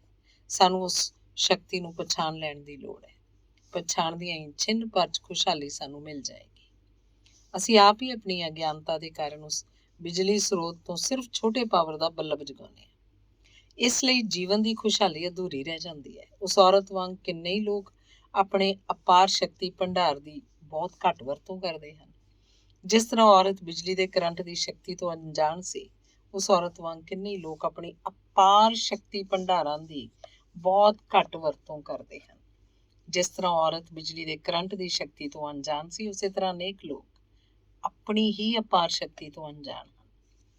ਤੁਸੀਂ ਭਾਵੇਂ ਕਿੰਨੇ ਹੀ ਗਰੀਬ ਕਿਉਂ ਨਾ ਹੋਵੋ, ਜੇ ਆਪ ਦਾ ਮਨ ਇਹਨੂੰ ਸਵੀਕਾਰ ਨਹੀਂ ਕਰਦਾ ਤਾਂ ਨਿਸ਼ਚੇ ਹੀ ਆਪ ਬਹੁਤ ਦਿਨ ਤੱਕ ਗਰੀਬ ਨਹੀਂ ਰਹਿ ਸਕਦੇ। ਜੇ ਆਪ ਨੇ ਇਹ ਵਿਸ਼ਵਾਸ ਕਰ ਲਿਆ ਕਿ ਤੁਸੀਂ ਈਸ਼ਵਰ ਦੀ ਸੰਤਾਨ ਹੋ, ਜਿਹੜਾ ਸਭ ਸੁੱਖ ਤੇ ਖੁਸ਼ਹਾਲੀ ਦੇਣ ਵਾਲਾ ਹੈ ਤੇ ਜਿਨ੍ਹਾਂ ਦੀ ਪ੍ਰਬਲ ਖਾਹਿਸ਼ ਹੈ ਉਹਨੂੰ ਪਾ ਲੈਣਗੇ। ਅਕਾਲ ਪੁਰਖ ਨੇ ਉਹਨਾਂ ਵਸਤੂਆਂ ਨੂੰ ਆਪ ਲਈ ਹੀ ਬਣਾਇਆ ਹੈ। ਬਸ ਆਪ ਨੂੰ ਪੂਰੇ ਵਿਸ਼ਵਾਸ ਦੇ ਨਾਲ ਉਹਨਾਂ ਨੂੰ ਪ੍ਰਾਪਤ ਕਰਨ ਲਈ ਮਿਹਨਤ ਕਰਨ ਦੀ ਲੋੜ ਹੈ। ਖੁਸ਼ਹਾਲੀ ਜਾਂ ਧਨ ਸੰਪਤੀ ਹੀ ਨਹੀਂ, ਸਗੋਂ ਸੰਸਾਰ 'ਚ ਦੂਜੀ ਕਿਸੇ ਵੀ ਵਸਤੂ ਨੂੰ ਪ੍ਰਾਪਤ ਕਰਨ ਲਈ ਦਿਲ ਵਿੱਚ ਮਜ਼ਬੂਤ ਇੱਛਾ ਸ਼ਕਤੀ ਤੇ ਦਿਲ 'ਚ ਵਿਸ਼ਵਾਸ ਹੋਣਾ ਚਾਹੀਦਾ ਹੈ। ਗਰੀਬੀ ਬਾਰੇ ਸੋਚਦਿਆਂ ਰਹਿਣ ਨਾਲ ਖੁਸ਼ਹਾਲੀ ਪ੍ਰਾਪਤ ਨਹੀਂ ਹੋ ਸਕਦੀ। ਠੀਕ ਇਸੇ ਤਰ੍ਹਾਂ ਮਜ਼ਬੂਤ ਇੱਛਾ ਸ਼ਕਤੀ ਤੋਂ ਬਗੈਰ ਜ਼ਿੰਦਗੀ ਦੇ ਕਿਸੇ ਵੀ ਮੈਦਾਨ 'ਚ ਕਾਮਯਾਬੀ ਹਾਸਲ ਨਹੀਂ ਕੀਤੀ ਜਾ ਸਕਦੀ। ਭਾਰਤ ਵਰਸ਼ ਦੇ ਇੱਕ ਪਿੰਡ 'ਚ ਵਾਪਰੀ ਇੱਕ ਸੱਚੀ ਘਟਨਾ ਇਹਦੀ ਸਪਸ਼ਟ ਉਦਾਹਰਨ ਹੈ। ਹਿੰਦੂ ਧਰਮ ਦੇ ਪ੍ਰਚਾਰਕ ਸ਼ੰਕਰਾਨੰਦ ਦੀ ਜਨਮ ਭੂਮੀ ਹੈ ਕਾਲੜਾ ਗ੍ਰਾਮ। ਬਹੁਤ ਪਹਿਲਾਂ ਦੀ ਗੱਲ ਹੈ। ਉਸ ਪਿੰਡ 'ਚ ਈਸਾਈ ਧਰਮ ਦਾ ਪ੍ਰਚਾਰ ਜ਼ੋਰਾਂ ਤੇ ਸੀ। ਵੱਡੀ ਗਿਣਤੀ 'ਚ ਲੋਕ ਈਸਾਈ ਧਰਮ ਅਪਣਾ ਕੇ ਈਸਾਈ ਬਣ ਰਹੇ ਸੀ। ਹਿੰਦੂਆਂ ਨੂੰ ਇੰਨੀ ਵੱਡੀ ਗਿਣਤੀ 'ਚ ਈਸਾਈ ਬਣਦੇ ਵੇਖ ਹਿੰਦੂ ਧਰਮ ਦੇ ਕੁਝ ਸੁਧਾਰਕਾਂ ਨੂੰ ਬੜੀ ਸੱਟ ਵੱਜੀ। ਉਹਨਾਂ ਨੇ ਹਿੰਦੂਆਂ ਨੂੰ ਈਸਾਈ ਬਣਨ ਤੋਂ ਰੋਕਣ ਲਈ ਪਿੰਡ 'ਚ ਇੱਕ ਸਭਾ ਅਥਵਾ ਮੀਟਿੰਗ ਕਰਕੇ ਲੋਕਾਂ ਨੂੰ ਸਮਝਾਉਣ ਦੀ ਸਕੀਮ ਤਿਆਰ ਕੀਤੀ। ਸਭਾ 'ਚ ਭਾਸ਼ਣ ਦੇਣ ਲਈ ਇੱਕ ਵਿਦਵਾਨ ਮਹਾਤਮਾ ਨੂੰ ਬਾਹਰ ਤੋਂ ਬੁਲਾਇਆ ਗਿਆ। ਦੂਜੇ ਪਾਸੇ ਉਹਨਾਂ ਦੇ ਵਿਰੋਧੀਆਂ ਨੇ ਉਸ ਸਭਾ ਨੂੰ ਭੰਗ ਕਰਨ ਲਈ ਯੋਜਨਾ ਬਣਾ ਲਈ।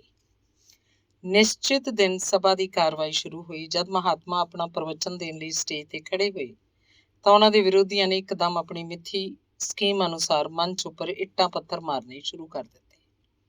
ਸਭਾ 'ਚ ਆਏ ਲੋਕਾਂ 'ਚ ਘਬਰਾਹਟ ਫੈਲ ਗਈ ਤੇ ਸਭਾ ਦੇ ਪ੍ਰਬੰਧਕਾਂ ਦਾ ਵੀ ਰੰਗ ਉੱਡਣ ਲੱਗਾ। ਪਰ ਇਹ ਵੇਖ ਕੇ ਲੋਕਾਂ ਨੂੰ ਬੜੀ ਹੈਰਾਨੀ ਹੋਈ ਕਿ ਇੱਟਾਂ ਪੱਥਰਾਂ ਦੇ ਮੀਂਹ ਵਿਚਾਲੇ ਵੀ ਮਹਾਤਮਾ ਅਡਿੱਗ ਖਲੋਤੇ ਆਪਣਾ ਭਾਸ਼ਣ ਦੇ ਰਹੇ ਸਨ। ਉਹਨਾਂ ਲਈ ਜੀਕਣ ਉਹ ਇੱਟ ਪੱਥਰ ਨਹੀਂ ਸਗੋਂ ਫੁੱਲਾਂ ਦੀ ਵਰਖਾ ਹੋ ਰਹੀ ਹੋਵੇ। ਪਰ ਉਹਨਾਂ ਨੂੰ ਬੇਹੋਸ਼ੀ ਆਉਣ ਲੱਗੀ ਸੀ। ਪਰ ਬੇਹੋਸ਼ ਹੋਣ ਤੋਂ ਪਹਿਲਾਂ ਉਹਨਾਂ ਨੇ ਪੂਰੇ ਹੌਸਲੇ ਨਾਲ ਗਰਜਨਾ ਕੀਤੀ, ਠੀਕ ਹੈ, ਜੇ ਤੁਹਾਡੀ ਇਹੀ ਮਰਜ਼ੀ ਹੈ ਤਾਂ ਹੁਣ ਤੋਂ ਮੈਂ ਇੱਥੇ ਹੀ ਰਵਾਂਗਾ। ਤਦ ਤੀਕ ਨਹੀਂ ਹਿੱਲਾਂਗਾ ਜਦ ਤੀਕ ਇੱਥੇ ਫੇਰ ਹਿੰਦੂ ਧਰਮ ਦਾ ਪ੍ਰਚਾਰ ਨਹੀਂ ਹੋ ਜਾਂਦਾ। ਮਹਾਤਮਾ ਜੀ ਉਸੇ ਪਿੰਡ 'ਚ ਠਹਿਰ ਗਏ। ਇਸ ਖੌਫਨਾਕ ਘਟਨਾ ਤੋਂ ਪ੍ਰਭਾਵਿਤ ਹੋ ਕੇ ਉਹਨਾਂ ਨੇ ਆਪਣੇ ਮਨ ਵਿੱਚੋਂ ਉੱਥੋਂ ਦੇ ਲੋਕਾਂ 'ਚ ਹਿੰਦੂ ਧਰਮ 'ਚ ਪੁਨਰ ਵਿਸ਼ਵਾਸ ਜਾਗਰਤ ਕਰਨ ਦਾ ਪੱਕਾ ਨਿਰਣਾ ਲੈ ਲਿਆ। ਘਰ ਘਰ ਘੁੰਮ ਕੇ ਉਹਨਾਂ ਨੇ ਲੋਕਾਂ 'ਚ ਹਿੰਦੂ ਧਰਮ ਪ੍ਰਤੀ ਵਿਸ਼ਵਾਸ ਤੇ ਆਸਥਾ ਦਾ ਸੰਚਾਰ ਕੀਤਾ। ਉਹਨਾਂ ਦੀ ਸੂਝ-ਬੂਝ ਤੇ ਮਿਹਨਤ ਦਾ ਸਿੱਟਾ ਇਹ ਹੋਇਆ ਕਿ ਲੋਕਾਂ ਨੇ ਉਹਨਾਂ ਦੇ ਉਪਦੇਸ਼ਾਂ ਨੂੰ ਸੁਣ ਕੇ ਉਹਨਾਂ ਉੱਪਰ ਭਰੋਸਾ ਕਰਨਾ ਸ਼ੁਰੂ ਕਰ ਦਿੱਤਾ। ਹੌਲੀ-ਹੌਲੀ ਉੱਥੇ ਬਣੇ ਸਾਰੇ ਈਸਾਈ ਹਿੰਦੂਆਂ ਨੇ ਦੁਬਾਰਾ ਆਪਣੇ ਧਰਮ ਨੂੰ ਅਪਣਾ ਲਿਆ। ਉੱਥੇ ਰਾਮਕ੍ਰਿਸ਼ਨ ਪਰਮਹੰਸ ਆਸ਼ਰਮ ਦੀ ਵੀ ਸਥਾਪਨਾ ਕੀਤੀ ਗਈ ਤੇ ਸਾਰੇ ਹਿੰਦੂ ਆਪਣੇ ਧਰਮ ਦਾ ਪਾਲਣ ਕਰਨ ਲੱਗੇ। ਆਪਣੀਆਂ ਸ਼ਕਤੀਆਂ ਦਾ ਪੂਰਾ ਲਾਭ ਉਠਾ ਕੇ ਮਨ ਚਾਹੀ ਸਫਲਤਾ ਪਾਉਣ ਲਈ ਨਵੀਨ ਵਿਚਾਰਧਾਰਾ ਨੇ ਖੁਸ਼ਹਾਲੀ ਦੇ ਇਸ ਸਿਧਾਂਤ ਨੂੰ ਸਮਝ ਕੇ ਆਪਣੇ ਜੀਵਨ ਵਿੱਚ ਅਪੂਰਵ ਸਫਲਤਾ ਪਾ ਲਈ, ਜਦਕਿ ਦੂਜੇ ਲੋਕ ਅਜੇ ਵੀ ਕਮੀਆਂ ਨਾਲ ਘਿਰੇ ਨਿਰਾਸ਼ਾ ਦੀ ਜ਼ਿੰਦਗੀ ਗੁਜ਼ਾਰ ਰਹੇ ਹਨ। ਨਵੀਨ ਵਿਚਾਰਧਾਰਾ ਦੀ ਮਾਨਸਿਕ ਹਾਲਤ ਗਰੀਬੀ ਵਿੱਚ ਵੀ ਸ਼ਾਨ ਦੀ ਆਸ਼ਾ ਤੇ ਵਿਸ਼ਵਾਸ ਨੂੰ ਲੈ ਕੇ ਚੱਲਦੀ ਹੈ, ਜਦਕਿ ਦੂਜੀ ਪੁਰਾਣੀ ਵਿਚਾਰਧਾਰਾ ਅਨੁਸਾਰ ਮਨ ਅੰਦਰ ਭਵਿੱਖ ਦੀ ਕਲਪਨਾ ਹੀ ਨਹੀਂ ਹੁੰਦੀ। ਜਦੋਂ ਇਨਸਾਨ ਸੁੰਦਰ ਭਵਿੱਖ ਦੀ ਕਲਪਨਾ ਹੀ ਨਹੀਂ ਕਰੇਗਾ, ਸੋਚੇਗਾ ਹੀ ਨਹੀਂ, ਤਾਂ ਉਹਦੇ ਮਨ ਅੰਦਰ ਕੋਈ ਉਤਸ਼ਾਹ ਵੀ ਨਹੀਂ ਹੋਏਗਾ। ਅਜਿਹੇ ਗੱਭਰੂ ਦੀ ਕਲਪਨਾ ਕਰੋ ਜਿਹੜਾ ਪੜ੍ਹ ਕੇ ਡਾਕਟਰ ਬਣਨਾ ਚਾਹੁੰਦਾ ਹੈ, ਪਰ ਉਹਦੇ ਦਿਲ 'ਚ ਦੂਜੀ ਤਰ੍ਹਾਂ ਦੇ ਵਿਚਾਰ ਹਨ। ਉਹ ਸੋਚਦਾ ਮੈਂ ਕੁਸ਼ਲ ਡਾਕਟਰ ਨਹੀਂ ਬਣ ਸਕਦਾ ਕਿਉਂਕਿ ਇੰਨੀ ਯੋਗਤਾ ਮੇਰੇ ਅੰਦਰ ਨਹੀਂ ਆ ਸਕੇਗੀ। ਮੈਨੂੰ ਤਾਂ ਡਾਕਟਰੀ ਬਾਰੇ ਵਧੇਰੇ ਗਿਆਨ ਵੀ ਨਹੀਂ ਹੈ ਤੇ ਹੋਏਗਾ ਵੀ ਨਹੀਂ। ਮੈਨੂੰ ਸ਼ੱਕ ਹੈ ਕਿ ਮੈਂ ਡਾਕਟਰ ਬਣ ਸਕਾਂਗਾ ਕਿ ਨਹੀਂ, ਪਰ ਮੈਂ ਕੋਸ਼ਿਸ਼ ਕਰਦਾ। ਕੀ ਤੁਸੀਂ ਸਮਝਦੇ ਹੋ ਕਿ ਇਸ ਤਰ੍ਹਾਂ ਦੀ ਸੋਚ ਵਾਲਾ ਗੱਭਰੂ ਜਿਹਨੂੰ ਆਪਣੀ ਕਾਮਯਾਬੀ ਤੇ ਸ਼ੱਕ ਹੈ, ਜਿਹਦਾ ਮਨ ਕਾਇਰਤਾ ਭਰੇ ਵਿਚਾਰਾਂ ਨਾਲ ਭਰਿਆ ਹੋਵੇ, ਉਹ ਕਦੇ ਸਫਲ ਡਾਕਟਰ ਬਣ ਸਕਦਾ ਹੈ? ਬਗੈਰ ਕਿਸੇ ਸ਼ੱਕ ਦੇ ਕਦੇ ਨਹੀਂ ਬਣ ਸਕਦਾ। ਡਾਕਟਰ ਤਾਂ ਉਹੀ ਜਵਾਨ ਬਣ ਸਕਦਾ ਹੈ ਜਿਸ 'ਚ ਆਸ਼ਾ ਤੇ ਉਤਸ਼ਾਹ ਦੇ ਨਾਲ ਆਪਣੇ ਡਾਕਟਰ ਬਣਨ ਦਾ ਅਟੁੱਟ ਵਿਸ਼ਵਾਸ ਹੋਵੇ। ਜਿਹਨੂੰ ਵਿਸ਼ਵਾਸ ਹੈ ਕਿ ਉਹ ਭਵਿੱਖ 'ਚ ਜ਼ਰੂਰ ਹੀ ਇੱਕ ਸਫਲ ਡਾਕਟਰ ਬਣੇਗਾ। ਉਹਦੇ ਮਨ ਅੰਦਰ ਇੱਕ ਸਫਲ ਡਾਕਟਰ ਬਣਨ ਦੇ ਸੁਪਨੇ ਹੋਣਗੇ, ਸਫਲ ਪ੍ਰੈਕਟਿਸ ਕਰਨ ਦੀ ਕਲਪਨਾ ਹੋਏਗੀ, ਤਦ ਹੀ ਉਹਨੂੰ ਕਾਮਯਾਬੀ ਮਿਲੇਗੀ। ਕਿਸੇ ਵਿਅਕਤੀ ਲਈ ਸਫਲਤਾ ਪਾਉਣ ਦੀ ਇਹੀ ਕੁੰਜੀ ਹੈ। ਇਸੇ ਰਾਜ਼ ਨੂੰ ਸਮਝ ਕੇ ਕੋਈ ਵਿਅਕਤੀ ਆਪਣੀ ਗਰੀਬੀ ਤੋਂ ਛੁਟਕਾਰਾ ਪਾ ਕੇ ਅਮੀਰ ਬਣ ਸਕਦਾ ਹੈ। ਜੇ ਆਪ ਇਸ ਗਰੀਬੀ ਦੀ ਬਿਮਾਰੀ ਤੋਂ ਛੁਟਕਾਰਾ ਪਾਉਣਾ ਚਾਹੁੰਦੇ ਹੋ ਤਾਂ ਆਪਣਾ ਇਲਾਜ ਇਸ ਪ੍ਰਕਾਰ ਕਰੋ। ਮੈਂ ਈਸ਼ਵਰ ਦੀ ਸੰਤਾਨ ਹਾਂ। ਸੰਸਾਰ ਦਾ ਸਭ ਕੁਝ ਤਾਂ ਮੈਨੂੰ ਵਿਰਾਸਤ ਵਿੱਚ ਮਿਲਿਆ ਹੈ। ਮੇਰੀ ਇਸ ਅਪਾਰ ਸ਼ਾਨ ਸ਼ੌਕਤ ਨੂੰ ਗਰੀਬੀ ਛੂਹ ਵੀ ਨਹੀਂ ਸਕਦੀ। ਮੇਰੇ ਧਰਮ ਪਿਤਾ ਦੀ ਪੂਰੀ ਸੰਪਤੀ ਦਾ ਮੈਂ ਹੀ ਮਾਲਕ ਹਾਂ। ਬਿਮਾਰੀ ਤੇ ਗਰੀਬੀ ਤਾਂ ਕੂੜ ਹਨ। ਈਸ਼ਵਰ ਪੁੱਤਰ ਲਈ ਗਰੀਬੀ ਤੇ ਬਿਮਾਰੀ ਸੰਸਾਰ 'ਚ ਕਦੇ ਕੁਝ ਵੀ ਨਹੀਂ ਹਨ।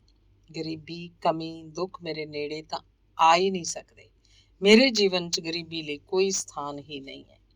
ਇਹ ਠੀਕ ਹੈ ਕਿ ਸਿਰਫ ਆਸ਼ਾ ਤੇ ਵਿਸ਼ਵਾਸ ਰੱਖਣ ਨਾਲ ਹੀ ਗਰੀਬੀ ਦੂਰ ਨਹੀਂ ਹੋ ਜਾਂਦੀ, ਪਰ ਉਹਨੂੰ ਨਿਰਾਸ਼ਾ ਤੇ ਵੇਦਨਾ ਦਾ ਦੁੱਖ ਵੀ ਨਹੀਂ ਹੁੰਦਾ ਤੇ ਨਾਲ ਹੀ ਵਿਅਕਤੀ ਨੂੰ ਆਪਣਾ ਟੀਚਾ ਸਪਸ਼ਟ ਵਿਖਾਈ ਦਿੰਦਾ ਹੈ।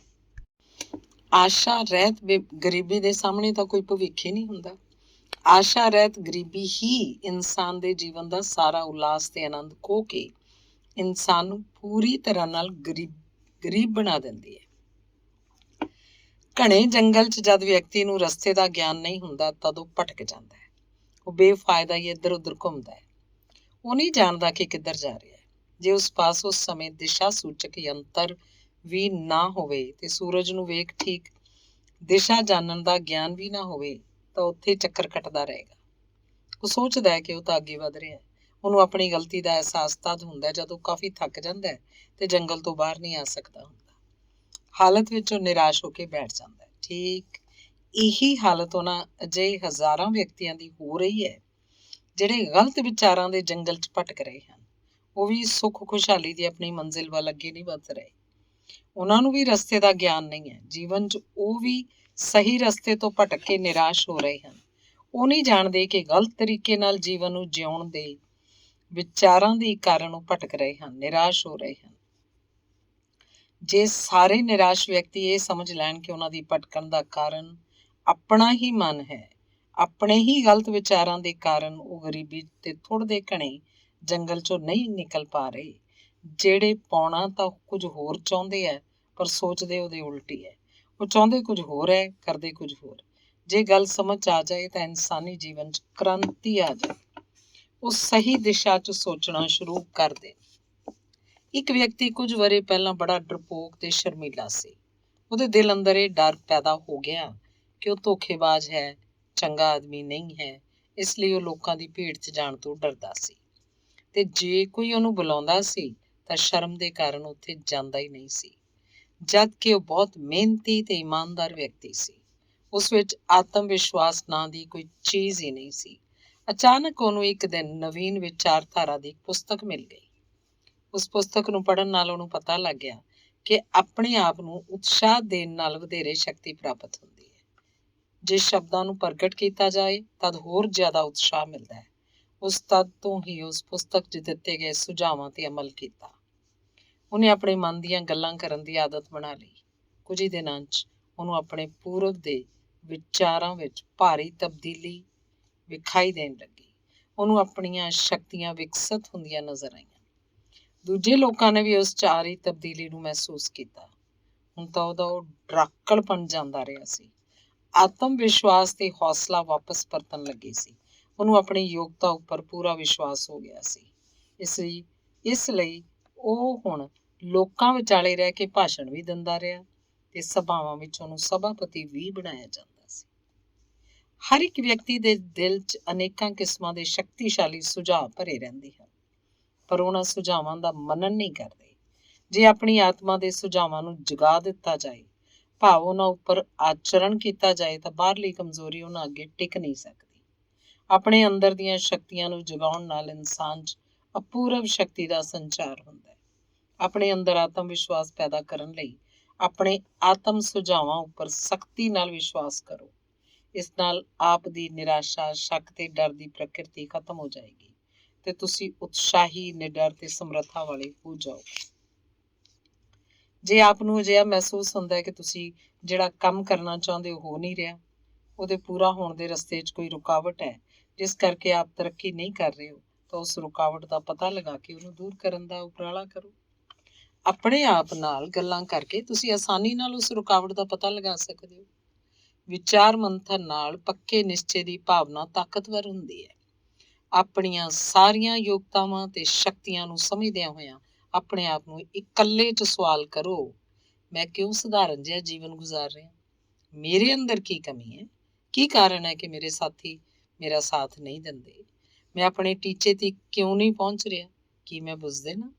ਮੇਰੀ ਤਰੱਕੀ ਦੇ ਰਸਤੇ 'ਚ ਕੀ ਰੁਕਾਵਟਾਂ ਹਨ? ਮੈਥੋਂ ਅਯੋਗ ਕਿੰਨੇ ਹੀ ਅੱਗੇ ਵਧ ਗਏ ਤੇ ਮੈਂ ਅੱਗੇ ਕਿਉਂ ਨਹੀਂ ਵਧ ਸਕਿਆ? ਇਹਦਾ ਕਾਰਨ ਕੀ ਹੈ? ਆਪਣੇ ਗੁਣ ਤੇ ਦੋਸ਼ਾਂ ਨੂੰ ਠੀਕ ਤਰ੍ਹਾਂ ਨਾਲ ਸਮਝਣ ਲਈ ਇੱਕ ਸੂਚੀ ਤਿਆਰ ਕਰੋ। ਆਪਣੀਆਂ ਕਮਜ਼ੋਰੀਆਂ ਤੇ ਦੋਸ਼ਾਂ ਦੀ ਸੂਚੀ ਬਣਾਉਣ ਸਮੇਂ ਦਿਲ ਦੀ ਸੱਚਾਈ ਨਾਲ ਵਿਚਾਰ ਕਰੋ, ਕਿਉਂਕਿ ਮਨੁੱਖ ਦਾ ਕੋਈ ਵੀ ਦੋਸ਼ ਅਜਿਹਾ ਨਹੀਂ ਜਿਹਨੂੰ ਦੂਰ ਨਾ ਕੀਤਾ ਜਾ ਸਕੇ। ਕੋਈ ਵੀ ਵਿਅਕਤੀ ਜਦ ਤੱਕ ਆਪਣੀਆਂ ਕਮਜ਼ੋਰੀਆਂ ਤੇ ਦੋਸ਼ਾਂ ਨੂੰ ਠੀਕ ਤਰ੍ਹਾਂ ਨਾਲ ਨਹੀਂ ਸਮਝੇਗਾ, ਉਦੋਂ ਤੱਕ ਉਹਨੂੰ ਦੂਰ ਕਰਨ ਦਾ ਰਸਤਾ ਨਹੀਂ ਨਿਕਲੇਗਾ। ਜਦ ਆਪ ਨੂੰ ਇਸ ਗੱਲ ਦਾ ਗਿਆਨ ਹੋ ਜਾਏ ਕਿ ਤੁਹਾਡੇ ਵਿੱਚ ਕਿਸੇ ਤਰ੍ਹਾਂ ਦੀ ਕਮੀ ਹੈ, ਤਾਂ ਉਹਨੂੰ ਦੂਰ ਕਰਨ ਦਾ ਰਸਤਾ ਆਸਾਨ ਹੋ ਜਾਏਗਾ। ਆਪਣੇ ਗੁਣ ਤੇ ਦੋਸ਼ਾਂ ਨੂੰ ਚੰਗੀ ਤਰ੍ਹਾਂ ਸਮਝ ਕੇ ਜਿਹੜਾ ਕੰਮ ਕਰ ਰਹੇ ਹੋ ਜਾਂ ਜਿਹੜਾ ਤੁਹਾਡਾ ਟੀਚਾ ਹੈ, ਉਸ ਵਿੱਚ ਆਸ਼ਾ, ਵਿਸ਼ਵਾਸ, ਹੌਸਲਾ ਤੇ ਆਤਮਕ ਸ਼ਕਤੀਆਂ ਦੁਆਰਾ ਲੱਗਣ ਨਾਲ ਉਹਨੂੰ ਪ੍ਰਾਪਤ ਕਰਨ ਦਾ ਉਪਰਾਲਾ ਕਰੋ। ਕਾਮਯਾਬੀ ਤੁਹਾਡੇ ਪੈਰ ਚੁੰਮੇਗੀ। ਜੇ ਤੁਸੀਂ ਕਿਸੇ ਕੰਮ ਨੂੰ ਕਰਨ 'ਚ ਆਪਣੇ ਆਪ ਨੂੰ ਅਸਮਰਥ ਅਨੁਭਵ ਕਰਦੇ ਹੋ ਜਾਂ ਸਵੈ ਨੂੰ ਹੀਣ ਸਮਝਦੇ ਹੋ, ਜਾਂ ਤੁਹਾਨੂੰ ਆਪਣੀਆਂ ਅੰਦਰਲੀਆਂ ਸ਼ਕਤੀਆਂ ਉੱਤੇ ਪੂਰਾ ਵਿਸ਼ਵਾਸ ਨਹੀਂ ਹੈ, ਜਾਂ ਆਪ ਦੇ ਅੰਦਰ ਦੀਆਂ ਸ਼ਕਤੀਆਂ ਸੁੱਤੀਆਂ ਪਈਆਂ ਹਨ, ਤਾਂ ਆਪਣੇ ਮਨ ਅੰਦਰ ਇਸ ਤਰ੍ਹਾਂ ਬਾਰ-ਬਾਰ ਦੁਹਰਾਉਂਦੇ ਰਹੋ। ਮੈਂ ਅਕਾਲ ਪੁਰਖ ਦੀ ਸੰਤਾਨ ਹਾਂ, ਮੈਂ ਸ਼ਕਤੀ ਹਾਂ, ਮੈਂ ਹਰ ਤਰ੍ਹਾਂ ਨਾਲ ਯੋਗ ਹਾਂ, ਕਿਉਂਕਿ ਮੇਰੇ ਅੰਦਰ ਸਾਰੀਆਂ ਰੱਬੀ ਸ਼ਕਤੀਆਂ ਦਾ ਅਪਾਰ ਭੰਡਾਰ ਬਣਿਆ ਪਿਆ ਹੈ। ਮੇਰੇ ਅੰਦਰ ਹੌਸਲਾ ਤੇ ਸ਼ਕਤੀ ਹੈ। ਮੈਂ ਈਸ਼ਵਰ ਦਾ ਅੰਸ਼ ਹਾਂ, ਇਸ ਲਈ ਮੈਨੂੰ ਸ੍ਰਿਸ਼ਟੀ ਦੀ ਹਰ ਵਸਤੂ ਦਾ ਪ੍ਰਯੋਗ ਕਰਨ ਦਾ ਪੂਰਾ ਅਧਿਕਾਰ ਹੈ। ਹੁਣ ਤੋਂ ਮੈਂ ਸਭ ਤੋਂ ਵਧੀਆ ਜੀਵਨ ਜੀਵਾਂਗਾ। ਆਪਣੇ ਹੌਸਲੇ ਨਾਲ ਮੈਂ ਕਦੇ ਜ਼ਿੰਮੇਵਾਰੀਆਂ ਤੋਂ ਪਿੱਛੇ ਨਹੀਂ ਹਟਾਂਗਾ। ਮੈਂ ਲਿਆਕਤ 'ਚ ਕਿਸੇ ਤੋਂ ਘੱਟ ਨਹੀਂ ਹਾਂ, ਇਸ ਲਈ ਮੈਂ ਤਰੱਕੀ ਅਵੱਸ਼ ਕਰਾਂਗਾ। ਮੈਂ ਕਦੇ ਵੀ ਆਤਮ ਨਿੰਦਿਆ ਨਹੀਂ ਕਰਾਂਗਾ।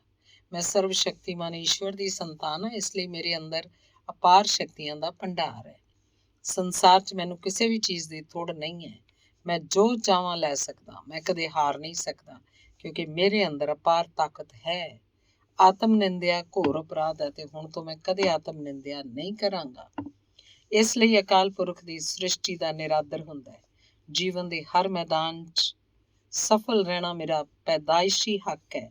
ਮੈਨੂੰ ਆਪਣੇ ਉੱਪਰ ਪੂਰਨ ਵਿਸ਼ਵਾਸ ਹੈ। ਹੁਣ ਤੋਂ ਮੈਂ ਜੀਵਨ ਦੇ ਸੰਗਰਾਮ 'ਚ ਆਸ਼ਾ ਤੇ ਵਿਸ਼ਵਾਸ ਦੇ ਨਾਲ ਲੜਾਂਗਾ। ਮੈਂ ਜ਼ਰੂਰ ਜੇਤੂ ਹੋਵਾਂਗਾ, ਕਿਉਂਕਿ ਮੈਂ ਈਸ਼ਵਰ ਦੀ ਸੰਤਾਨ ਹਾਂ, ਜਿਹੜਾ ਆਪ ਅਜਿੱਤ ਹੈ। ਆਪਣੇ ਮਨ 'ਚ ਇਸ ਤਰ੍ਹਾਂ ਦੀ ਕਲਪਨਾ ਕਰੋ ਕਿ ਤੁਹਾਡੇ ਅੰਦਰ ਸਾਰੇ ਗੁਣ ਮੌਜੂਦ ਹਨ। ਨਾਲ ਹੀ ਉਹਨਾਂ ਗੁਣਾਂ ਦਾ ਉਪਯੋਗ ਵੀ ਕਰੋ। ਆਪਣੇ ਅੰਦਰ ਤੋਂ ਗੱਲਾਂ ਕਰਕੇ ਜੋ ਆਪ ਅੰਦਰ ਹੌਸਲੇ ਜਾਂ ਆਤਮ ਵਿਸ਼ਵਾਸ ਦੀ ਕਮੀ ਹੋਵੇ ਤਾਂ ਉਹਨੂੰ ਪਾਉਣ ਲਈ ਉਤਸ਼ਾਹ ਵਧਾਊ ਵਿਚਾਰ ਆਪਣੇ ਮਨ 'ਚ ਲਿਆਓ। ਹਮੇਸ਼ਾ ਆਪਣੇ ਆਪ ਨੂੰ ਸਰਵ ਗੁਣ ਸੰਪੰਨ ਸਮਝੋ। ਤਦੇ ਤੁਸੀਂ ਸਮਝੋਗੇ ਕਿ ਸੱਚਮੁੱਚ ਤੁਹਾਡੇ ਵਿੱਚ ਉਹ ਸਾਰੇ ਗੁਣ ਆ ਗਏ ਹਨ ਜਿਨ੍ਹਾਂ ਨਾਲ ਆਦਮੀ ਸਮਰੱਥ ਬਣਦਾ ਹੈ। ਅਸੀਂ ਤਾਂ ਕੁਝ ਪਾਉਣਾ ਚਾਹੁੰਦੇ ਹਾਂ, ਉਹਨੂੰ ਪਾਉਣ ਲਈ ਵਿਸ਼ਵਾਸ ਤੇ ਮਜ਼ਬੂਤ ਨਿਸ਼ਚਾ ਸਾਨੂੰ ਸਾਰੇ ਟੀਚੇ ਤੱਕ ਪਹੁੰਚਾ ਦਿੰਦਾ ਹੈ। ਟੀਚੇ ਦੀ ਪ੍ਰਾਪਤੀ ਲਈ ਮਜ਼ਬੂਤ ਸ਼ਕਤੀਆਂ ਨੂੰ ਜਾਗਰਤ ਕਰ ਦਿੰਦਾ ਹੈ। CD ਲਾਰਸਨ ਦੁਆਰਾ ਸੁਝਾਈਆਂ ਗਈਆਂ ਹੇਠਲੀਆਂ ਪ੍ਰਤੀਕਿਰਿਆਵਾਂ ਨੂੰ ਆਪਣੇ ਦੈਨਿਕ ਸੰਕਲਪਾਂ ਨਾਲ ਦੁਹਰਾਉਣਾ ਬਹੁਤ ਹੀ ਉਪਯੋਗੀ ਤੇ ਸਾਰਥਕ ਸਾਬਤ ਹੋਏਗਾ। ਪਹਿਲਾ, ਮੈਂ ਹਮੇਸ਼ਾ ਹੀ ਉਹ ਸ਼ਬਦ ਬੋਲਾਂਗਾ ਜਿਨ੍ਹਾਂ ਤੋਂ ਸ਼ਕਤੀ, ਹੌਸਲਾ ਤੇ ਪ੍ਰੇਰਨਾ ਮਿਲੇ। ਦੂਸਰਾ, ਮੈਂ ਹਮੇਸ਼ਾ ਹੀ ਉਹ ਸ਼ਬਦ ਬੋਲਾਂਗਾ ਜਿਨ੍ਹਾਂ ਨਾਲ ਆਮ ਲੋਕਾਂ ਦਾ ਭਲਾ ਹੋਵੇ। ਤੀਸਰਾ, ਆਪਣੇ ਤੋਂ ਦੂਜਿਆਂ 'ਚ ਮੈਂ ਸਿਰਫ ਚੰਗਿਆਈ ਹੀ ਵੇਖਾਂਗਾ। ਚੌਥਾ, ਮੈਂ ਜਾਣਦਾ ਕਿ ਮੈਂ ਕਿਸੇ ਵੀ ਕੰਮ ਨੂੰ ਕਰ ਸਕਦਾ, ਇਸ ਲਈ ਮੈਨੂੰ ਕੰਮ 'ਚ ਕਾਮਯਾਬੀ ਮਿਲੇਗੀ। ਪੰਜਵਾਂ, ਮੇਰੇ ਅੰਦਰ ਹਰ ਤਰ੍ਹਾਂ ਦੀ ਮੁਸੀਬਤ ਦਾ ਸਾਹਮਣਾ ਕਰਨ ਦੀ ਤਾਕਤ ਹੈ। ਛੇਵਾਂ, ਮੈਂ ਕਦੇ ਹੌਸਲਾ ਨਹੀਂ ਛੱਡਾਂਗਾ। ਸੱਤਵਾਂ, ਮੈਂ ਹੋਰ ਵੱਧ ਮਹਾਨ ਬਣਾਂਗਾ। ਭਾਵੇਂ ਇਨਸਾਨੀ ਜਿਸਮ ਦੇ ਮੈਂ ਨੂੰ ਦੱਸਣਾ ਹੰਕਾਰ ਦਾ ਪ੍ਰਤੀਕ ਹੈ, ਤੇ ਅਸੀਂ ਜਾਣਦੇ ਹਾਂ ਕਿ ਹੰਕਾਰ ਨਾਲ ਕਿਸੇ ਨੂੰ ਲਾਭ ਨਹੀਂ ਹੁੰਦਾ, ਸਗੋਂ ਨੁਕਸਾਨ ਹੀ ਹੁੰਦਾ। ਪਰ ਜਦੋਂ ਮੈਂ ਦੀ ਪ੍ਰਤਿਸ਼ਠਾ ਕਰਦੇ ਹਾਂ ਤਦ ਮੈਂ ਦਾ ਅਰਥ ਆਤਮਾ ਨਾਲ ਹੁੰਦਾ ਹੈ। ਇਸ 'ਚ ਕੋਈ ਸ਼ੱਕ ਨਹੀਂ ਕਿ ਆਤਮਾ ਦਾ ਨਾਂ ਹੀ ਪਰਮਾਤਮਾ ਹੈ। ਤਦ ਮੈਂ ਦਾ ਅਰਥ ਆਪਦੇ ਸਰੀਰ ਦੇ ਹੰਕਾਰ ਨਾਲ ਨਹੀਂ, ਸਗੋਂ ਆਤਮਾ ਭਾਵ ਅਕਾਲ ਪੁਰਖ ਨਾਲ ਹੁੰਦਾ ਹੈ। ਤੇ ਈਸ਼ਵਰ ਤਾਂ ਸਰਵ ਸ਼ਕਤੀਮਾਨ ਹੈ, ਸ੍ਰਿਸ਼ਟੀ ਕਰਤਾ ਹੈ। ਅਸਲ 'ਚ ਆਤਮਾ ਹੀ ਤੁਹਾਡੀ ਸੱਚੀ ਸ਼ਖਸੀਅਤ ਹੈ ਤੇ ਮੈਂ ਆਤਮਾ ਦਾ ਪ੍ਰਤੀਕ ਹੁੰਦਾ ਹੈ, ਸਰੀਰ ਦਾ ਨਹੀਂ। ਜੇ ਇਨਸਾਨ ਸਫਲਤਾ ਲਈ ਪ੍ਰਤਿਗਿਆ ਦੀ ਇਸ ਹਕੀਕੀ ਸ਼ਕਤੀ ਨੂੰ ਸਮਝ ਲੈਂਦਾ ਹੈ ਅਤੇ ਉਹ ਪਰਮ ਪਿਤਾ ਦੀ ਸੰਤਾਨ ਹੈ, ਇਹ ਸਮਝ ਜਾਂਦਾ ਹੈ, ਤਾਂ ਇਨਸਾਨ ਨੂੰ ਨਾ ਜਾਣੀਏ ਕਿੰਨੀਆਂ ਮਹਾਨ ਪ੍ਰਾਪਤੀਆਂ ਹਾਸਲ ਹੋ ਜਾਂਦੀਆਂ। ਉਹ ਮਹਾਨ ਇਨਸਾਨ ਬਣ ਜਾਂਦਾ ਹੈ। ਪਾਵਨ ਗ੍ਰੰਥਾਂ ਦੀ ਸ੍ਰੇਸ਼ਟਤਾ ਦਾ ਰਾਜ ਇਹ ਹੈ ਕਿ ਉਹਨਾਂ ਅਮੁੱਲ ਗ੍ਰੰਥਾਂ ਵਿੱਚ ਜੀਵਨ ਨੂੰ ਆਸ਼ਾ ਭਰਿਆ ਬਣਾਉਣ ਤੇ ਪ੍ਰਤਿਗਿਆਵਾਂ ਨੂੰ ਦੁਹਰਾਉਣ ਦੇ ਵਾਕ ਪਾਵਨ ਗ੍ਰੰਥਾਂ 'ਚ ਨਾ ਹੁੰਦੇ ਤਾਂ ਕੋਈ ਇਹਨਾਂ ਦਾ ਨਾਂ ਵੀ ਨਾ ਲੈਂਦਾ, ਕਿਉਂਕਿ ਪ੍ਰਤਿਗਿਆ ਇੱਕ ਸਜੀਵ ਵਸਤੂ ਹੈ। ਆਤਮ ਵਿਸ਼ਵਾਸੀ ਵਿਅਕਤੀਆਂ ਦੇ ਆਖੇ ਹੋਏ ਹਰੇਕ ਸ਼ਬਦ ਵਿੱਚ ਅਪੂਰਵ ਸ਼ਕਤੀ ਤੇ ਪ੍ਰਭਾਵ ਹੁੰਦਾ ਹੈ। ਉਹ ਇੰਨੇ ਵਿਸ਼ਵਾਸ ਨਾਲ ਆਪਣੀ ਗੱਲ ਕਹਿੰਦੇ ਹਨ ਕਿ ਕਿਸੇ ਨੂੰ ਇਸ ਉੱਪਰ ਅਵਿਸ਼ਵਾਸ ਜਾਂ ਸੰਦੇਹ ਨਹੀਂ ਹੁੰਦਾ, ਨਾ ਹੀ ਹੋ ਸਕਦਾ। ਇਸ ਲਈ ਵਿਸ਼ਵ ਦੇ ਮਹਾਨ ਲੇਖਕ ਤੇ ਵਿਚਾਰਕ ਆਪਣੀ ਗੱਲ ਨੂੰ ਮਜ਼ਬੂਤੀ ਤੇ ਆਤਮ ਵਿਸ਼ਵਾਸ ਨਾਲ ਕਹਿੰਦੇ ਹਨ। ਜੇ ਉਹ ਆਪਣੀ ਗੱਲ ਨੂੰ ਕਦੇ ਦਲੀਲਾਂ ਦੇ ਕੇ ਸਾਬਤ ਕਰਦੇ ਤਾਂ ਸੰਭਵ ਹੈ ਲੋਕ ਉਹਨਾਂ ਦੀ ਗੱਲ ਉੱਪਰ ਵਿਸ਼ਵਾਸ ਨਾ ਕਰਦੇ। ਸਵੈ ਨਾਲ ਗੱਲ ਕਰਦਿਆਂ ਹੋਇਆਂ ਆਤਮ ਵਿਸ਼ਵਾਸ ਨਾਲ ਮਜ਼ਬੂਤ ਨਿਸ਼ਚੇ ਵਾਲੇ ਬਣੋ। ਡਰ ਤੇ ਝਿਜਕ ਨੂੰ ਮਨ ਚੋਂ ਕੱਢ ਕੇ ਪੂਰੇ ਹੌਸਲੇ ਨਾਲ ਆਖੋ, ਮੈਂ ਹੁਣ ਤੋਂ ਹੀ ਕਾਮਯਾਬ ਹਾਂ। ਕਾਮਯਾਬੀ ਮੇਰਾ ਪੈਦਾਇਸ਼ੀ ਅਧਿਕਾਰ ਹੈ। ਅਜਿਹਾ ਕਦੇ ਨਾ ਸੋਚੋ ਮੈਂ ਕੋਸ਼ਿਸ਼ ਕਰਾਂਗਾ, ਮੈਂ ਵੇਖਾਂਗਾ ਕਰ ਸਕਦਾ ਜਾਂ ਨਹੀਂ। ਮੈਂ ਕੋਸ਼ਿਸ਼ ਕਰਾਂਗਾ, ਇਸ ਨਾਲ ਸ਼ੱਕ ਦੀ ਭਾਵਨਾ ਮਨ ਅੰਦਰ ਆਉਂਦੀ ਹੈ ਜੋ ਤਰੱਕੀ ਲਈ ਘਾਤਕ ਹੈ। ਆਪਣੀ ਆਤਮਾ ਦੀ ਸ਼ਕਤੀ ਨੂੰ ਬਲਵਾਨ ਬਣਾਓ, ਜਿਸ ਨਾਲ ਤੁਹਾਡੇ ਅੰਦਰ ਈਸ਼ਵਰ ਰੂਪ ਦਾ ਵਿਸਥਾਰ ਹੋਵੇ। ਪੂਰੇ ਵਿਸ਼ਵਾਸ ਤੇ ਨਿਸ਼ਚੇ ਨਾਲ ਦੁਹਰਾਓ, ਮੈਂ ਈਸ਼ਵਰ ਨਾਲ ਇਕਾਗਰ ਹੋ ਚੁੱਕਿਆ ਹਾਂ। ਉਹ ਮੈਥੋਂ ਜੋ ਚਾਹੁੰਦਾ ਹੈ ਮੈਂ ਉਹਨੂੰ ਜ਼ਰੂਰ ਪੂਰਾ ਕਰ ਸਕਦਾ ਹਾਂ। ਆਪਣੇ ਹਿਰਦੇ ਦੇ ਟੀਚੇ ਨੂੰ ਮੰਨਣਾ ਮੇਰਾ ਫਰਜ਼ ਹੈ। ਆਪਣੇ ਹਿਰਦੇ ਦੇ ਨਿਸ਼ਚੇ ਨੂੰ ਮੰਨਣਾ ਮੇਰਾ ਫਰਜ਼ ਹੈ। ਮੈਂ ਆਪਣੀ ਸਰੀਰਕ, ਮਾਨਸਿਕ ਤੇ ਆਤਮਿਕ ਸ਼ਕਤੀ ਦੇ ਨਾਲ ਹਰ ਰੁਕਾਵਟ ਨੂੰ ਦੂਰ ਕਰ ਦਿਆਂਗਾ। ਮੈਂ ਸਮੇਂ ਦੀ ਠੀਕ ਵਰਤੋਂ ਕਰਾਂਗਾ, ਕਿਉਂਕਿ ਮੈਂ ਜਾਣਦਾ ਕਿ ਬੀਤਿਆ ਵਕਤ ਕਦੇ ਵਾਪਸ ਨਹੀਂ ਆਉਂਦਾ। ਅੱਜ ਤੋਂ ਮੈਂ ਪਰਮ ਪਿਤਾ ਪਰਮਾਤਮਾ ਦੀ ਸੰਤਾਨ ਵਾਂਗ ਜੀਵਨ ਜੀਵਾਂਗਾ। ਪਰ ਯਾਦ ਰੱਖੋ, ਅਜਿਹੇ ਸ਼ਬਦ ਜਿਹੜੇ ਸਿਰਫ ਮੂੰਹ ਨਾਲ ਆਖੇ ਜਾਣ ਤੇ ਦਿਲ ਤੇ ਉਹਨਾਂ ਦਾ ਕੋਈ ਅਸਰ ਨਾ ਹੋਵੇ, ਉਹ ਥੋਥੇ ਰਹਿ ਜਾਂਦੇ ਹਨ। ਉਹਨਾਂ ਦਾ ਕੋਈ ਮਹੱਤਵ ਨਹੀਂ ਹੁੰਦਾ। ਸ਼ਬਦਾਂ ਨੂੰ ਜੀਵਨ ਆਤਮਾ ਤੋਂ ਮਿਲਦਾ ਹੈ। ਜੀਵਨ ਸ਼ਕਤੀ ਭਾਵ ਆਤਮਾ ਦੀ ਸ਼ਕਤੀ ਤੋਂ ਬਗੈਰ ਸ਼ਬਦ ਬੇਕਾਰ ਤੇ ਪ੍ਰਭਾਵਹੀਣ ਹੁੰਦੇ ਹਨ। ਇਸ ਲਈ ਆਪਣੇ ਸ਼ਬਦਾਂ ਨੂੰ ਪੂਰੇ ਵਿਸ਼ਵਾਸ ਨਾਲ ਆਖੋ। ਈਸ਼ਵਰ ਭੇਦਭਾਵ ਰਹਿਤ ਹੈ। ਉਹ ਸਾਰੇ ਇਨਸਾਨਾਂ ਨੂੰ ਬਰਾਬਰ ਰੂਪ ਨਾਲ ਵੇਖਦਾ ਹੈ। ਅਸੀਂ ਉਸ ਈਸ਼ਵਰ ਦੀ ਸੰਤਾਨ ਹਾਂ ਤੇ ਕੋਈ ਪਿਤਾ ਆਪਣੀ ਸੰਤਾਨ 'ਚ ਭੇਦਭਾਵ ਨਹੀਂ ਕਰਦਾ, ਨਾ ਹੀ ਕਦੀ ਕਰ ਸਕਦਾ। ਈਸ਼ਵਰ ਸਭ ਨੂੰ ਬਗੈਰ ਭੇਦਭਾਵ ਦੇ ਇੱਕੋ ਜਿਹਾ ਪਿਆਰ, ਅਧਿਕਾਰ ਤੇ ਵਰਦਾਨ ਦਿੰਦਾ। ਮੈਂ ਜਿਹੜੀ ਖਾਹਿਸ਼ ਕਰਦਾ ਉਹਨੂੰ ਜ਼ਰੂਰ ਪੂਰਾ ਕਰਾਂਗਾ। ਆਪਣੀ ਹਰ ਖਾਹਿਸ਼ ਨੂੰ ਪੂਰਾ ਕਰਨ ਦਾ ਮੈਂ ਯਤਨ ਕਰਾਂਗਾ। ਆਪਣਾ ਜੀਵਨ ਆਪਣੀਆਂ ਖਾਹਿਸ਼ਾਂ ਅਨੁਸਾਰ ਬਣਾਵਾਂਗਾ। ਇਹਨਾਂ ਪ੍ਰਤਿਗਿਆਵਾਂ ਨੂੰ ਆਪਣੇ ਦਿਲ 'ਚ ਬਾਰ-ਬਾਰ ਦੁਹਰਾਉਂਦੇ ਰਹੋ। ਆਪਣੀਆਂ ਪ੍ਰਤਿਗਿਆਵਾਂ ਨੂੰ ਪੂਰਾ ਕਰਨ ਲਈ ਅਵਸਰ ਲੱਭੋ, ਅਵਸਰ ਦੀ ਉਡੀਕ ਨਾ ਕਰੋ। ਤੁਹਾਡੇ ਦੁਆਰਾ ਕੀਤੀਆਂ ਗਈਆਂ ਪ੍ਰਤਿਗਿਆਵਾਂ ਵਿੱਚ ਬਹੁਤ ਚਮਤਕਾਰ ਕਰ ਵਿਖਾਉਣ ਦੀ ਸ਼ਕਤੀ ਹੈ। ਮਜ਼ਬੂਤ ਵਿਸ਼ਵਾਸ ਨਾਲ ਕੀਤੀ ਗਈ ਪ੍ਰਤਿਗਿਆ ਨਾਲ ਆਪ ਦੀਆਂ ਸ਼ਕਤੀਆਂ ਵੀ ਵੱਧ ਜਾਂਦੀਆਂ ਹਨ ਤੇ ਦੂਜੇ ਲੋਕ ਤੁਹਾਡੇ ਬਾਰੇ ਕੀ ਸੋਚਦੇ ਹਨ ਇਹਦਾ ਫਿਕਰ ਨਾ ਕਰੋ। ਸੰਸਾਰ 'ਚ ਹੌਸਲੇ ਤੇ ਮਜ਼ਬੂਤ ਨਿਸ਼ਚੇ ਨਾਲ ਆਪਣੀ ਥਾਂ ਬਣਾਓ, ਕਿਉਂਕਿ ਉਹ ਸਥਾਨ ਸਿਰਫ ਆਪ ਲਈ ਹੀ ਹੈ। ਲੋਕਾਂ ਦੀ ਸਲਾਹ ਤੇ ਧਿਆਨ ਨਾ ਦਿਓ ਤੇ ਆਪਣੇ ਆਪ ਉੱਪਰ ਭਰੋਸਾ ਰੱਖੋ। ਆਪਣੀਆਂ ਸ਼ਕਤੀਆਂ ਤੇ ਯਕੀਨ ਕਰੋ ਤੇ ਆਪਣੇ ਤੋਂ ਹੀ ਆਸ਼ਾ ਰੱਖੋ। ਅਜਿਹਾ ਵਿਚਾਰ ਕਦੇ ਨਾ ਕਰੋ ਕਿ ਤੁਹਾਡਾ ਜਨਮ ਛੋਟੇ-ਮੋਟੇ ਕੰਮ ਕਰਨ ਲਈ ਹੋਇਆ ਹੈ। ਆਪਣੇ ਆਦਰਸ਼ ਉੱਚੇ ਰੱਖੋ। ਆਪਣੇ ਜੀਵਨ ਨੂੰ ਮਹਾਨ ਬਣਾਉਣ ਲਈ ਉੱਤਮ ਤਰੀਕਾ ਹੈ ਆਪਣੇ ਆਪ ਦੀ ਸਹੀ ਜਾਣਕਾਰੀ ਹਾਸਿਲ ਕਰਨਾ ਤੇ ਸਵੈ ਨੂੰ ਆਪਣੇ ਨੇੜੇ ਦਾ ਸਮਝ ਕੇ ਮਨ ਨਾਲ ਗੱਲਾਂ ਕਰਨਾ। ਆਪਣੇ ਬਾਰੇ 'ਚ ਜਾਣ ਕੇ ਜਿਹੜੀਆਂ ਕਮਜ਼ੋਰੀਆਂ ਹਨ ਉਹਨਾਂ ਨੂੰ ਦੂਰ ਕਰਕੇ ਉੱਚ ਆਦਰਸ਼ਾਂ ਨੂੰ ਦਿਲ 'ਚ ਲਿਆਉਣਾ ਚਾਹੀਦਾ ਹੈ। ਆਪ ਅੰਦਰ ਜੇ ਕੋਈ ਦੋਸ਼ ਪੈਦਾ ਹੋ ਗਿਆ ਤਾਂ ਉਸ ਤੋਂ ਬਿਲਕੁਲ ਨਾ ਡਰੋ, ਸਗੋਂ ਦੋਸ਼ ਨੂੰ ਦੂਰ ਕਰਨ ਦਾ ਉਪਰਾਲਾ ਕਰੋ। ਆਪ ਅੰਦਰ ਇੱਕ ਅਜੀਬ ਸ਼ਕਤੀ ਹੈ, ਇਹਨੂੰ ਹਮੇਸ਼ਾ ਧਿਆਨ 'ਚ ਰੱਖੋ। ਉਸੇ ਸ਼ਕਤੀ ਨਾਲ ਹਰ ਬੁਰਾਈ ਤੇ ਜਿੱਤ ਪ੍ਰਾਪਤ ਕਰੋ। ਆਪਣੇ ਦਿਲ 'ਚ ਬਾਰ-ਬਾਰ ਇਹ ਆਖੋ ਕਿ ਮੈਨੂੰ ਈਸ਼ਵਰ ਨੇ ਪੈਦਾ ਕੀਤਾ ਹੈ, ਮੇਰੇ ਅੰਦਰ ਇਹਦੇ ਗੁਣ ਮੌਜੂਦ ਹਨ। ਮੇਰਾ ਇਹ ਦੋਸ਼ ਜਿਹੜਾ ਮੇਰੇ ਜੀਵਨ 'ਚ ਜ਼ਹਿਰ ਘੋਲ ਰਿਹਾ ਉਹਨੂੰ ਦੂਰ ਕਰਨ ਦੀ ਸ਼ਕਤੀ ਮੇਰੇ ਅੰਦਰ ਮੌਜੂਦ ਹੈ।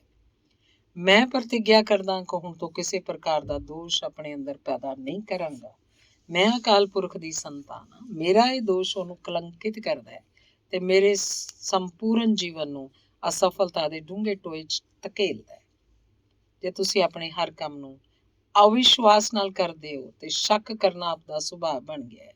ਅਵਿਸ਼ਵਾਸ ਦੇ ਕਾਰਨ ਆਪਣੇ ਮਹੱਤਵਪੂਰਨ ਕੰਮਾਂ ਨੂੰ ਅਧੂਰੇ ਮਨ ਨਾਲ ਕਰਦੇ ਹੋ ਤੇ ਤੁਸੀਂ ਕਿਸੇ ਕਾਗਜ਼ ਤੇ ਜ਼ਰੂਰੀ ਹੁੰਦਿਆਂ ਵੀ ਦਸਤਖਤ ਨਹੀਂ ਕਰਦੇ ਜਾਂ ਮੋਹਰ ਨਹੀਂ ਲਾਉਂਦੇ। ਇਸ ਲਈ ਕੰਮ ਅਧੂਰਾ ਰਹਿ ਜਾਂਦਾ ਹੈ। ਤੁਸੀਂ ਆਪਣੇ ਨਿਰਣੇ ਤੇ ਮਜ਼ਬੂਤੀ ਨਾਲ ਕਾਇਮ ਨਹੀਂ ਰਹਿੰਦੇ।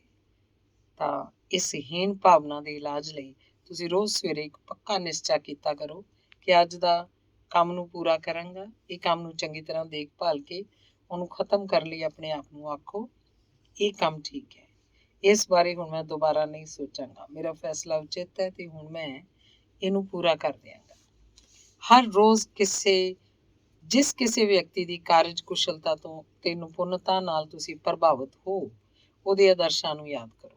ਸ਼ੁਰੂ 'ਚ ਹੋ ਸਕਦਾ ਹੈ ਤਰੁੱਟੀਆਂ ਰਹਿ ਜਾਣ, ਪਰ ਚਿੰਤਾ ਨਾ ਕਰੋ। ਆਪਣੇ ਫੈਸਲੇ ਤੇ ਮਜ਼ਬੂਤ ਰਹੋ।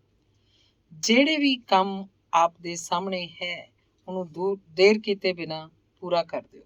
ਅੱਗੋਂ ਲਈ ਕਿਸੇ ਕੰਮ ਨੂੰ ਨਾ ਛੱਡੋ। ਹਮੇਸ਼ਾ ਜਿੱਤ ਲਈ ਸੋਚੋ। ਆਪਣੇ ਚਿਹਰੇ ਤੇ ਜਿੱਤ ਦੇ ਭਾਵ ਲਿਆਓ ਤਾਂ ਕਿ ਮਜ਼ਬੂਤ ਨਿਸ਼ਚੇ ਦੀ ਭਾਵਨਾ ਅੱਖਾਂ 'ਚੋਂ ਟਪਕਦੀ ਵਿਖਾਈ ਦੇ ਤੇ ਵੇਖਣ ਵਾਲੇ ਸਮਝ ਲੈਣ ਕਿ ਆਪ ਨਾ ਕਦੇ ਹਾਰ ਸਕਦੇ ਹੋ, ਨਾ ਕਦੇ ਅਸਫਲ ਹੋ ਸਕਦੇ ਹੋ। ਆਪ ਜੇਤੂ ਹੋ ਕੇ ਦੂਜਿਆਂ ਦੇ ਰਸਤੇ ਦਾ ਚਾਨਣ ਮੁਨਾਰਾ ਬਣੋ। ਆਪਣੇ ਆਪ ਨਾਲ ਕੀਤੀਆਂ ਗਈਆਂ ਇਹ ਗੱਲਾਂ ਦੂਜਿਆਂ ਦੇ ਰਸਤੇ ਨੂੰ ਪਰਾਸਤ ਕਰਦੀਆਂ ਹਨ। ਇਸ ਨਾਲ ਕੋਈ ਵੀ ਵਿਅਕਤੀ ਆਪਣੀਆਂ ਕਮੀਆਂ ਨੂੰ ਦੂਰ ਕਰਕੇ ਆਪਣੇ ਜੀਵਨ ਨੂੰ ਇਹਨਾਂ ਅਨੁਸਾਰ ਬਦਲ ਵੀ ਸਕਦਾ ਹੈ। ਜੇ ਆਪ ਇਹਨਾਂ ਗੱਲਾਂ ਨੂੰ ਹਰ ਰੋਜ਼ ਦੁਹਰਾਉਂਦੇ ਰਹੋ ਤਾਂ ਤੁਸੀਂ ਭਵਿੱਖ ਹੀ ਨਹੀਂ ਅਵੱਸ਼ ਹੀ ਆਪਣੇ ਟੀਚੇ ਨੂੰ ਪ੍ਰਾਪਤ ਕਰ ਸਕੋਗੇ ਤੇ ਭਵਿੱਖ ਨੂੰ ਸਵਾਰ ਸਕੋਗੇ। ਇਸ 'ਚ ਕੋਈ ਸ਼ੰਕਾ ਨਹੀਂ। ਸ਼ੁਰੂ 'ਚ ਆਪ ਨੂੰ ਖੁਦ 'ਚ ਇਹ ਗੱਲਾਂ ਕਰਦਿਆਂ ਬੜਾ ਅਜੀਬ ਤੇ ਮੂਰਖਤਾ ਭਰਿਆ ਲੱਗੇਗਾ। ਛੇਤੀ ਤੁਸੀਂ ਇਹਨੂੰ ਆਪਣੀ ਰੋਜ਼ਮर्रा ਦੀ ਜ਼ਿੰਦਗੀ 'ਚ ਸ਼ਾਮਲ ਕਰਕੇ ਨਿਸ਼ਚੇ ਹੀ ਇਹਦੇ ਲਾਭ ਅਰਜਿਤ ਕਰੋਗੇ। ਆਪ ਦੇ ਸਨਮਾਨ ਤੇ ਸ਼ਕਤੀ 'ਚ ਵਾਧਾ ਹੋਏਗਾ ਤੇ ਆਪ ਦੀ ਯੋਗਤਾ ਦੁੱਗਣੀ ਹੋ ਜਾਏਗੀ। ਅਰਥਾਤ ਆਪ ਜੀਵਨ ਦੇ ਹਰ ਖੇਤਰ 'ਚ ਸਫਲ ਰਹੋਗੇ। ਪਰ ਇਹਦਾ ਇਹ ਅਰਥ ਕਦੇ ਵੀ ਨਹੀਂ ਹੈ ਕਿ ਆਪ ਹੰਕਾਰੀ ਜਾਂ ਵਿਅਕਤੀਵਾਦੀ ਬਣ ਜਾਓਗੇ। ਸਗੋਂ ਇਸ ਨਾਲ ਆਪ ਆਪਣੀਆਂ ਸ਼ਕਤੀਆਂ ਤੋਂ ਚੰਗਿਆਂ ਜਾਣੂ ਹੋ ਕੇ ਉਹਨਾਂ ਦਾ ਸਹੀ ਉਪਯੋਗ ਕਰ ਸਕੋਗੇ। ਇਸ ਤਰ੍ਹਾਂ ਆਪਣੇ ਮਨ ਨਾਲ ਹਮੇਸ਼ਾ ਪ੍ਰੇਰਨਾ ਭਰੀਆਂ ਗੱਲਾਂ ਕਰੋ ਤੇ ਹੌਸਲੇ ਨਾਲ ਕੰਮ ਕਰੋ, ਨਿਰਾਸ਼ਾ ਨਾਲ ਨਹੀਂ। ਆਪਣੇ ਵਿਸ਼ਵਾਸ ਨੂੰ ਹਰ ਸੰਭਵ ਉਪਾਅ ਨਾਲ ਮਜ਼ਬੂਤ ਬਣਾਓ।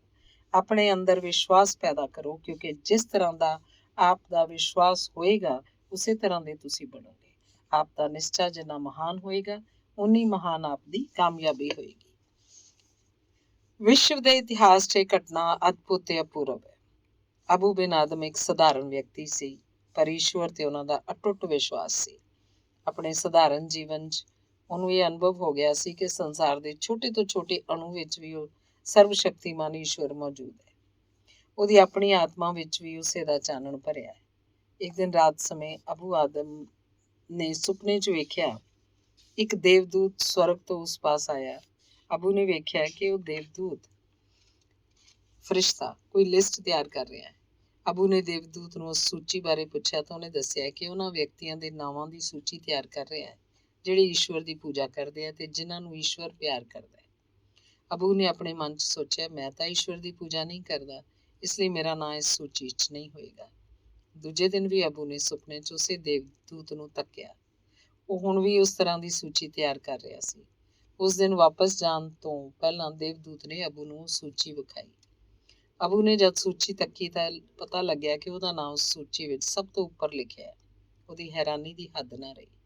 ਉਹਨੂੰ ਹੈਰਾਨ ਵੇਖ ਕੇ ਦੇਵਦੂਤ ਨੇ ਉਹਨੂੰ ਦੱਸਿਆ ਕਿ ਸੰਸਾਰ ਦੇ ਹਰ ਜੀਵ ਤੇ ਇਨਸਾਨ ਅੰਦਰ ਈਸ਼ਵਰ ਦਾ ਰੂਪ ਮੌਜੂਦ ਹੈ। ਇਸ ਲਈ ਪ੍ਰਾਣੀਆਂ ਨਾਲ ਪਿਆਰ ਕਰਨਾ ਰੱਬ ਨਾਲ ਪਿਆਰ ਕਰਨ ਦੇ ਬਰਾਬਰ ਹੈ। ਧੰਨਵਾਦ।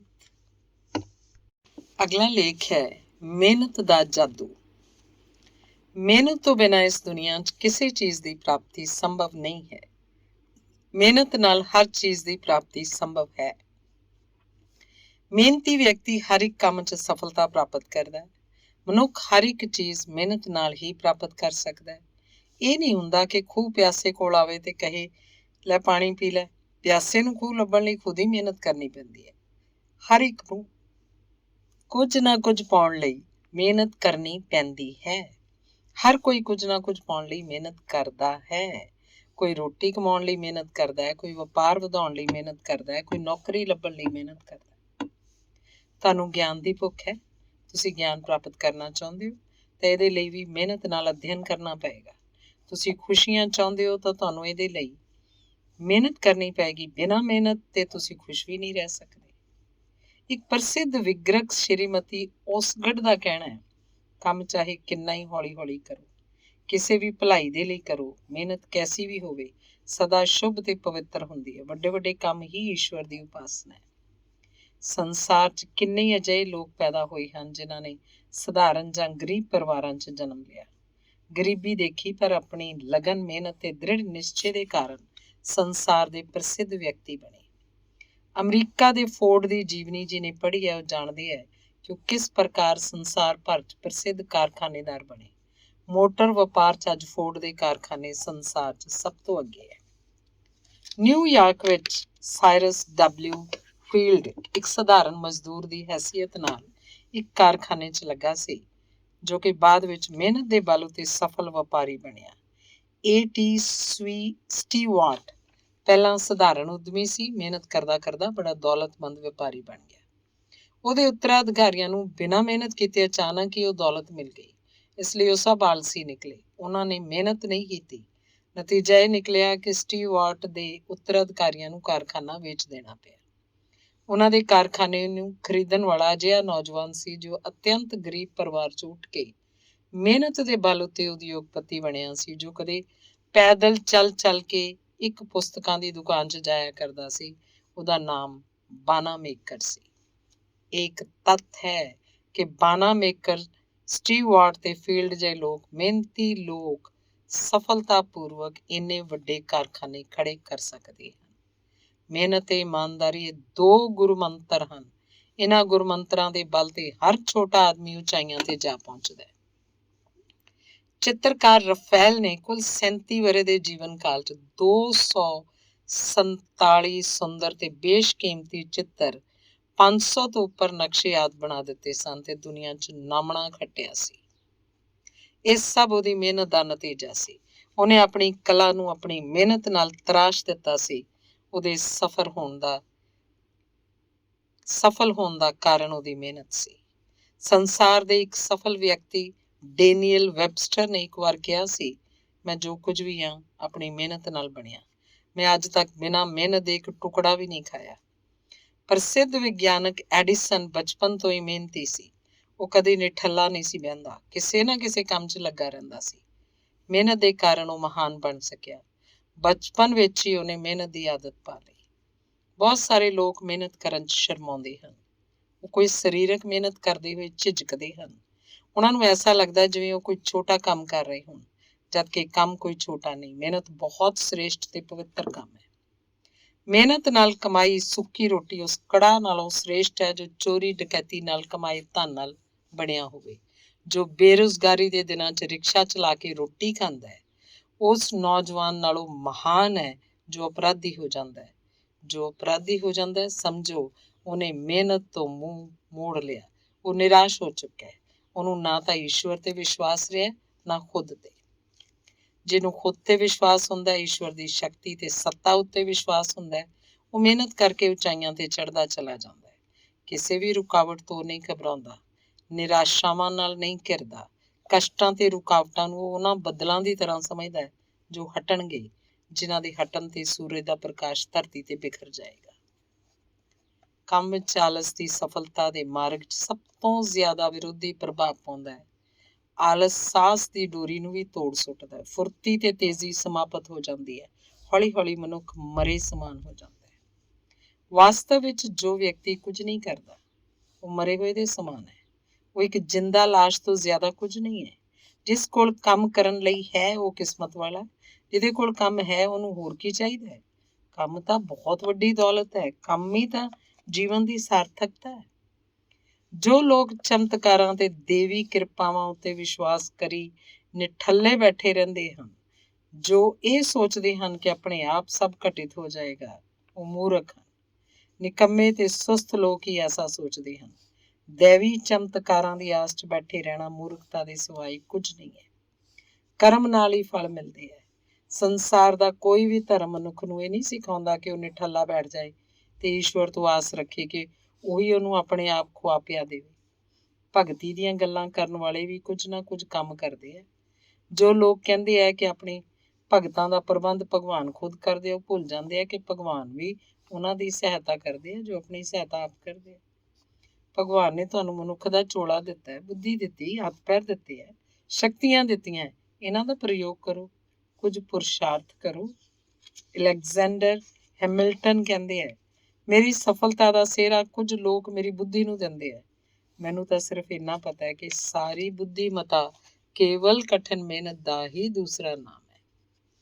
ਇਸ ਸਾਰੀ ਗੱਲ ਤੋਂ ਸਪਸ਼ਟ ਹੈ ਕਿ ਅੱਜ ਤੱਕ ਜਿੰਨੇ ਵੀ ਵਿਅਕਤੀ ਸੰਸਾਰ 'ਚ ਪ੍ਰਸਿੱਧੀ ਪ੍ਰਾਪਤ ਕਰ ਸਕੇ ਹੈ, ਉਸ 'ਚ ਅਸਲ ਹੱਥ ਮਿਹਨਤ ਦਾ ਹੀ ਹੈ। ਉਹਨਾਂ ਵਿਅਕਤੀਆਂ ਨੇ ਸੱਚਾਈ ਤੇ ਇਮਾਨਦਾਰੀ ਨਾਲ ਮਿਹਨਤ ਕੀਤੀ ਹੈ।